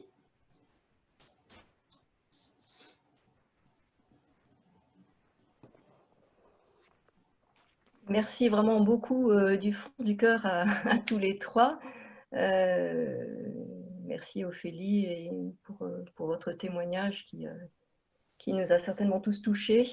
Et puis, Madame Favre et le docteur Gouache pour tous leurs apports, à la fois sur le soin, sur l'accompagnement, sur la thérapie. Enfin, vraiment, merci beaucoup. Je pense que ça a été... Voilà, je vois des petits mots qui arrivent là sur la discussion, des petits mots de remerciement. Donc, vraiment, merci beaucoup. Maintenant, on va passer au temps de questions-réponses. Alors, avec Anaïs, qui est aussi de l'UNAFAM, là, on a essayé de les repérer, de les trier, sachant qu'il y a un certain nombre de questions qui ont été posées tout à fait au début et qui finalement ont été répondues au fur et à mesure. Donc, je vais essayer, voilà, on va essayer de les reprendre assez rapidement, puisqu'on il est déjà 15h37. Alors, la première question enfin la première, il y a une question qui était un petit peu, qui peut être répondue assez rapidement, je pense, c'est-à-dire quand est-ce que le mot borderline est apparu et quand est-ce que c'est été mis dans le classement des SM. Voilà, et pourquoi ce nom de borderline? Enfin, tout ça, ça touche un peu. Pourquoi, de quelle ligne s'agit-il? Je ne suis pas sûr de moi, mais le terme borderline, je pense qu'il date à peu près des années 80, en tout cas, enfin, pour le fait qu'il ait traversé l'Atlantique, entre guillemets, hein, parce que voilà, évidemment, c'est un mot anglais. Donc, la troisième version du DSM, il me semble que le trouble a été identifié. Et borderline, en fait, un des synonymes dont j'ai parlé, c'est état limite. En fait, c'est un petit peu la même chose. Historiquement, ça vient d'une ancienne conception des troubles psychiques qui n'a plus trop cours aujourd'hui, qui distinguait les troubles psychiques entre psychose et névrose. Et puis finalement, ce trouble-là est un petit peu considéré comme étant au milieu, comme étant à la limite entre les deux. Aujourd'hui, ce n'est pas du tout ce qu'on vous a dit, hein, parce que c'est plus l'évolution des connaissances. Voilà, on ne classifie plus les troubles de cette manière-là, mais voilà d'où ça vient. D'accord. Après, il y avait une question aussi au sujet des hospitalisations. C'est-à-dire, est-ce que les hospitalisations arrivent souvent dans le trouble borderline? Est-ce que ce sont des hospitalisations répétées? Enfin... Oui, avec les troubles dont on a parlé, c'est pas étonnant que les personnes soient fréquemment hospitalisées. Les hospitalisations, elles sont plutôt utilisées avec parcimonie chez les personnes ayant un trouble borderline. Parfois, dans certains cas, bien sûr, c'est utile. Il y a besoin de moments comme ça de rupture, d'apaisement, de mise à plat, de mise à l'écart de l'environnement familial, par exemple, ou autre. Parfois, c'est un petit peu trop un réflexe qu'on peut avoir d'hospitaliser les personnes trop rapidement et puis trop longtemps. Parfois, ça peut même un petit peu faire perdurer les troubles. Ça désocialise aussi. Parfois, ce n'est pas évident pour se rétablir. Donc voilà, il faut qu'on puisse hospitaliser les personnes à chaque fois que nécessaire. À la fois, il faut aussi l'éviter quand on peut trouver des alternatives. Oui, merci. Après, il y a eu aussi effectivement exactement ce que vous venez de dire, c'est-à-dire quelles sont les alternatives. Alors, je pense qu'on en a pas mal parlé avec Madame Favre là, tout à l'heure, qui nous a donné pas mal de différents types de thérapies. Donc, mais la personne qui posait cette question des alternatives parlait aussi de lieux de répit. Alors, groupe de parole, je pense que vous en avez parlé aussi. Parler de l'hypnose. La méditation, je pense qu'Ophélie en a beaucoup parlé, donc là je pense qu'on a déjà répondu. Je ne sais pas si l'hypnose, c'est une des alternatives. Alors, personnellement, l'hypnose, je l'ai utilisée. Et effectivement, ça peut aider dans des périodes de crise comme dans des périodes plus calmes. Je ne dirais pas que c'est la seule chose qu'il faille faire, mais c'est une alternative en plus qu'on peut effectivement rajouter aux autres aides. D'accord, merci bien. Après, merci beaucoup pour la page là, qui concernait les familles, parce qu'il y avait plusieurs personnes qui avaient effectivement posé des questions sur quelle formation existe, comment communiquer avec son proche quand il est en pleine crise. Et là, il y avait des réponses intéressantes. Et puis, vous nous avez dit qu'il y avait un guide qu'on pouvait donc vous demander. Donc, je pense qu'au niveau d'une femme, on va vous le demander, effectivement. Voilà. Après, en termes de formation, je ne sais pas s'il existe quelque chose aujourd'hui pour les proches. Pour les familles, alors j'ai parlé dans la dernière diapo, justement, parmi les liens, il y a Connexion Familiale. Donc, c'est une association, comme j'ai dit, qui commence à se développer. Je pense qu'ils n'ont pas encore énormément d'antennes, notamment pas à Grenoble. Enfin, vous me direz si je me trompe. Et puis, ils commencent à développer un groupe pour les familles aussi, basé aussi sur les TCD, les thérapies comportementales et dialectiques, mais voilà, à destination des familles pour faire face D'accord, donc il n'y a peut-être pas de formation à proprement parler, mais il y a des façons d'accompagner les familles, en tout cas, oui. Encore évidemment trop peu accessible, hein, mais il y a des choses qui commencent à émerger. D'accord, d'accord. Après, peut-être, Anaïs, tu pourrais poser la question sur le travail accompagné. Oui, il y avait une question justement sur l'insertion professionnelle et surtout le suivi des études. C'était justement une famille qui a fait le constat que des fois, la personne qui souffre de troubles borderline a du mal à prendre de la distance avec la situation, ce qui va la fragiliser, la conduire à l'échec ou au retrait, voire à l'évitement, et savoir comment on peut l'aider à améliorer les choses. Particulièrement en situation de travail ou c'est plus la même question? Surtout, voilà, sur l'insertion professionnelle et le suivi des études. Oui, bah, les symptômes les plus brillants dont on a parlé, ils ont des conséquences dans tous les domaines, et y compris, ça peut être une entrave à l'insertion professionnelle. Hein, donc, effectivement, l'emploi accompagné est accessible aux personnes qui ont un handicap psychique, donc y compris les personnes qui ont ce diagnostic de trouble borderline. Parfois, ça ne va pas forcément suffire. Les aspects psychothérapeutiques dont on a parlé, c'est important aussi de les développer pour que tous les outils dont on leur a parlé, les personnes puissent les utiliser, y compris voilà, quand ils ont ce souhait d'insertion professionnelle.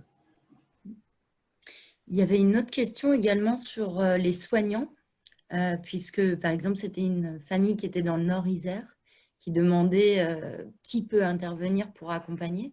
Puisqu'il me semble que vous, le C3R, vous êtes sur le bassin grenoblois, si je ne me trompe pas.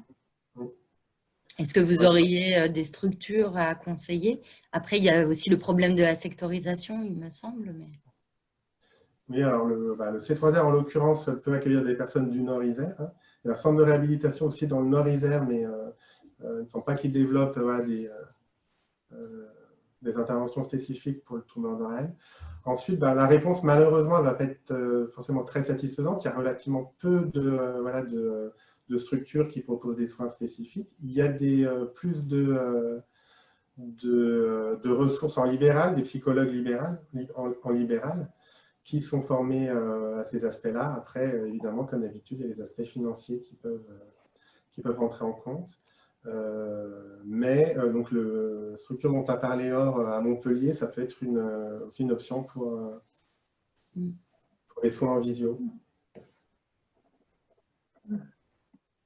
Et pour les ados, une ado de 16 ans, par exemple, je ne sais pas, peut-être que vous l'avez dit, hein, mais est-ce qu'il y a une question d'âge aussi pour la prise Pour en le charge? C3R, on peut accueillir des personnes à partir de 16 ans. D'accord, d'accord. Donc ça répond à la question. Il y a eu des questions aussi sur les traitements. Alors là, je ne sais pas si c'est possible d'y répondre, mais quels sont les traitements entre le traitement de fond, de crise, les traitements lourds, enfin, quelles sont les réponses? En fait, quand on parle de traitement, le premier traitement, c'est le traitement psychothérapeutique pour le trouble de personnalité borderline. Après, donc, si la question concerne les traitements médicamenteux, oui, j'en ai parlé un petit peu. Hein, il n'y a pas de recommandation très claire à ce niveau-là. Il faut plutôt être pragmatique, traiter les comorbidités et puis voir si certaines molécules apporte un apaisement de certains symptômes à la personne, hein, notamment l'impulsivité. Voilà, globalement, c'est pas miraculeux, hein, mais bon, au cas par cas, ça peut être utile. On a aussi une question qui est peut-être un peu pointue, mais qui est d'un point de vue historique et sociologique. Est-ce qu'on peut établir des liens entre le fonctionnement social, familial, travail de nos sociétés et ce type de troubles? Le trouble borderline, comme tous les troubles psychiques, il répond à ce qu'on appelle le modèle biopsychosocial. Donc effectivement, ici, on a parlé un petit peu, entre guillemets, du bio sur les aspects neurobiologiques. C'est-à-dire psychologique, on a beaucoup développé. L'aspect sociétal, un petit peu moins. Je l'ai abordé via la question de la stigmatisation. Donc tout ça est intriqué, hein, forcément. Donc, une des réponses que je peux apporter, c'est que moins il y aura de stigmatisation du trouble des comportements, plus les personnes aussi seront à même de se rétablir dans l'environnement qui serait le moins moins stigmatisé possible. Après, est-ce qu'il y a des causes, des facteurs favorisants au niveau social, sociétal? Oui, probablement un petit peu. Après, voilà, si on reprend ces modèles biopsychosociaux et notamment avec l'idée de cet environnement invalidant, on pourrait imaginer aussi que le mode éducatif au sens très large, celui chapeauté par les parents, par l'école, etc., qui va peut-être favoriser la reconnaissance des émotions, le fait de valider les émotions, que l'enfant grandisse avec cette notion que ce qui se passe en lui, ça a le droit d'être là, c'est légitime, et l'encourager à développer des stratégies satisfaisantes de régulation émotionnelle, ça pourrait être aussi une bonne piste. Aujourd'hui, ce qui est bien, c'est que dès la maternelle, ça commence. Donc, parfois, dans certaines écoles, les choses avancent. C'est vrai que tout ce qui est stratégie, enfin, compétences psychosociales, compétences émotionnelles, il y a des choses qui existent. Il y a des pays qui commencent à le développer. Je ne sais pas trop où on en est en France, mais si effectivement, c'était pour tout élève de l'éducation nationale, voilà, ça peut être développé. Ce serait une mesure de prévention pour, pas que le trouble borderline, mais tous les troubles psychiques. Une question d'un travailleur social, j'imagine, qui demande un peu si vous auriez des conseils pour apaiser les personnes en situation de stress et ou de comportements défensifs impulsifs. Il dit la question s'adresse bien entendu aussi à Ophélie à travers son expérience. Je ne sais pas si vous pouvez répondre, mais... J'ai une première réponse qui me vient et c'est ce qu'on peut se conseiller parfois entre collègues aussi. Ça va être de valider l'émotion, pas tant la raison pour laquelle cette émotion est là. Parfois, l'émotion, elle peut être excessive et on ne va pas forcément cautionner l'émotion, mais valider que la personne a le droit de ressentir ça au vu de son histoire, au vu de sa situation, etc. Alors, ça ne résout pas tout, mais ça permet déjà peut-être de créer une base un peu plus apaisée où on reconnaît que la personne a cette émotion et qu'elle ait le droit de la ressentir. Ça peut être une première étape. Je ne sais pas si Dr Gouache ou Ophélie veulent compléter. Non, oui, reconnaître l'émotion de la personne, sa validité, entre guillemets, quand on parlait de milieu invalidant. Et puis, également, parfois, l'un des meilleurs conseils, c'est de laisser passer la crise. Ça ne veut pas dire de fuir et de rien faire, ça veut dire écoute ou écoutez, je vois que là, c'est compliqué pour vous en ce moment, vous avez cette émotion-là. Voilà, je propose qu'on laisse passer un petit peu ça et puis qu'on y revienne derrière. Parce que quand la personne est au top là, de l'émotion en termes d'intensité, puis sur le plateau qui est plus haut et plus long en termes de durée que chez les personnes qui n'ont pas ce trouble-là, bah, de toute façon, elle a du mal à réfléchir, à avoir, voilà, elle est prise dans ses émotions, dans ses pensées difficiles, et ce n'est pas le meilleur moment pour avoir une discussion profonde. Effectivement, là-dessus, je les rejoins et c'est vrai qu'il vaut mieux laisser passer la crise parce qu'on n'est pas à même de gérer quoi que ce soit, ni de prendre les bonnes décisions à ce moment-là. Donc, effectivement, le mieux, c'est d'être à l'écoute de la personne parce qu'on a besoin à ce moment-là d'être très écouté, d'avoir l'impression d'être entendu et d'être compris. Pour que par la suite, on puisse s'apaiser, se calmer et puis pouvoir trouver des solutions par la suite sur la crise qui a pu passer. Il y a une personne aussi qui demandait s'il existait des associations de personnes souffrant de troubles borderline. Alors, je sais, Ophélie, tout à l'heure, vous avez parlé de groupes où vous avez de rencontres. Alors, je ne sais pas si c'est une association ou des groupes où vous avez pu rencontrer d'autres personnes. C'était des groupes au sein du C3R. D'accord. Directement, voilà. J'ai pu effectivement rencontrer des gens qui avaient des troubles similaires aux miens. Et est-ce qu'il existe un lieu où les personnes pourraient aller se ressourcer pendant les périodes de crise en dehors de l'hôpital?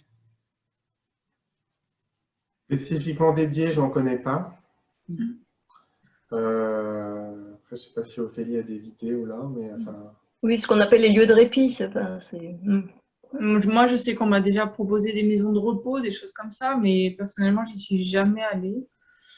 Au-delà de l'hôpital, des lieux de repos, c'est dans sa famille, si ça se passe pas trop mal. Au-delà de ça, Moi, j'ai pas eu de proposition non plus de lieu spécifiquement dédié. Au niveau de l'UNAFAM nationale, on est partenaire avec l'œuvre Faleret, qui est une association qui propose des séjours de répit pour les aidants et puis pour les personnes, pour les proches aussi, enfin pour les personnes concernées directement par un trouble. Je ne sais pas en période de crise si ça peut être envisagé, mais en tout cas, ça peut être aussi une solution pour trouver un lieu apaisant et calmant en tout cas. Il y a une question aussi là qui a été sortie il y a quelques minutes au sujet du comment, pendant les hospitalisations, comment sont traités les accès de violence. Voilà, donc là, je pense que c'est peut-être en lien avec la contention, je ne sais pas, enfin, oui, comment. Oui, bah, tout dépend de comment les professionnels en face sont à l'aise et sont formés.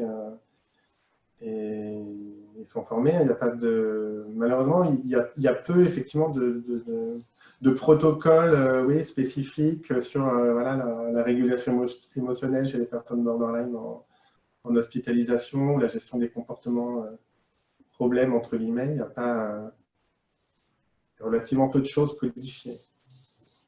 J'imagine que le nombre de personnes un peu disponibles doit compter aussi, probablement. Forcément. Il y a une question peut-être assez pointue aussi, c'est en quoi, il y a quelqu'un qui dit qu'elle ne comprend pas en quoi la scarification soulage et à quoi ça correspond sur le plan psychologique. Je veux bien tenter une réponse. Je ne sais pas si mes collègues, enfin mon collègue ou Ophélie compléteront. Il y a cette idée, dans les témoignages en tout cas auxquels que l'on m'a fait, qui explique que finalement, à un moment donné, ça va distraire aussi le mental de ce qui cause la détresse et ça vient créer un réancrage sensoriel fort qui fait qu'à un moment donné, bah, la détresse psychique qui finalement se détourne un petit peu sur ce truc-là très précis au niveau sensoriel et crée quelque chose d'apaisant du fait de cette diversion attentionnelle et de cet ancrage sensoriel. Je ne sais pas si Ophélie, vous voulez... Après, je peux donner mon propre point de vue puisque j'ai été, malheureusement, j'en ai eu fait des scarifications. C'est plus le cas à l'heure actuelle, mais effectivement, c'était vraiment une idée de rompre comme ça ce côté de douleur psychologique par la douleur physique et de réussir à déplacer finalement la douleur à ce moment-là durant un temps pour que ça soulage finalement notre douleur psychologique.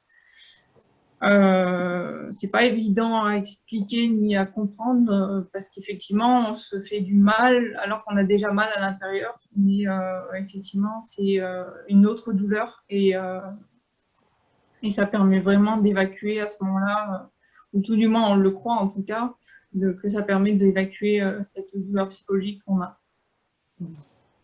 Il semblerait qu'au même titre que la tentative de suicide, finalement, le processus psychique qu'on retrouve derrière ce comportement, c'est un processus qu'on appelle l'évitement expérientiel. C'est je vis une expérience émotionnelle à laquelle je ne veux plus être confrontée et du coup, je vais changer d'expérience en faisant quelque chose. Donc, ça peut être quelque chose de très satisfaisant qui me permet, je sais pas, par exemple, en allant courir parce que du coup, ça me défoule, je change ma physiologie corporelle et du coup, je me sens mieux après.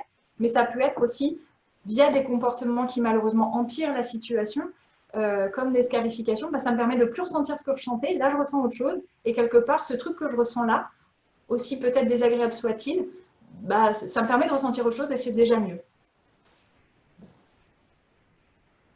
En tout cas, merci de la question parce que c'est important de le comprendre. Hein, parce que quand on comprend ce que c'est, on comprend mieux ce que ce n'est pas. Notamment, voilà, c'est pas de la provocation, c'est pas de la mise au défi des personnes qui nous entourent, c'est pas c'est pas du théâtralisme, etc. C'est vraiment, en général, voilà, la stratégie, comme je disais, la moins mauvaise stratégie que trouve la personne pour apaiser son mental. C'est une des stratégies de régulation émotionnelle qu'ont les personnes elles-mêmes, qui est, comme on l'a dit, hein, qui trouve ses effets à court terme, mais voilà, mais malgré les conséquences néfastes, enfin, y compris à court terme ou à long terme. Dans la discussion, là, il y a quelques échanges au sujet du REV, REV. La question se pose de savoir ce que c'est. Donc, c'est le réseau sur l'entente de voix. Et qui dit que quelqu'un donne une information, c'est qu'ils ont le projet de 3 lieux de répit, dont un en Rhône-Alpes. Voilà, et qu'il accueille toutes les personnes. Voilà, donc je ne sais pas si vous voulez compléter par rapport à cette information. Non, pas spécialement. Alors, je regarde parce que j'ai vu qu'il y avait d'autres questions qui étaient arrivées.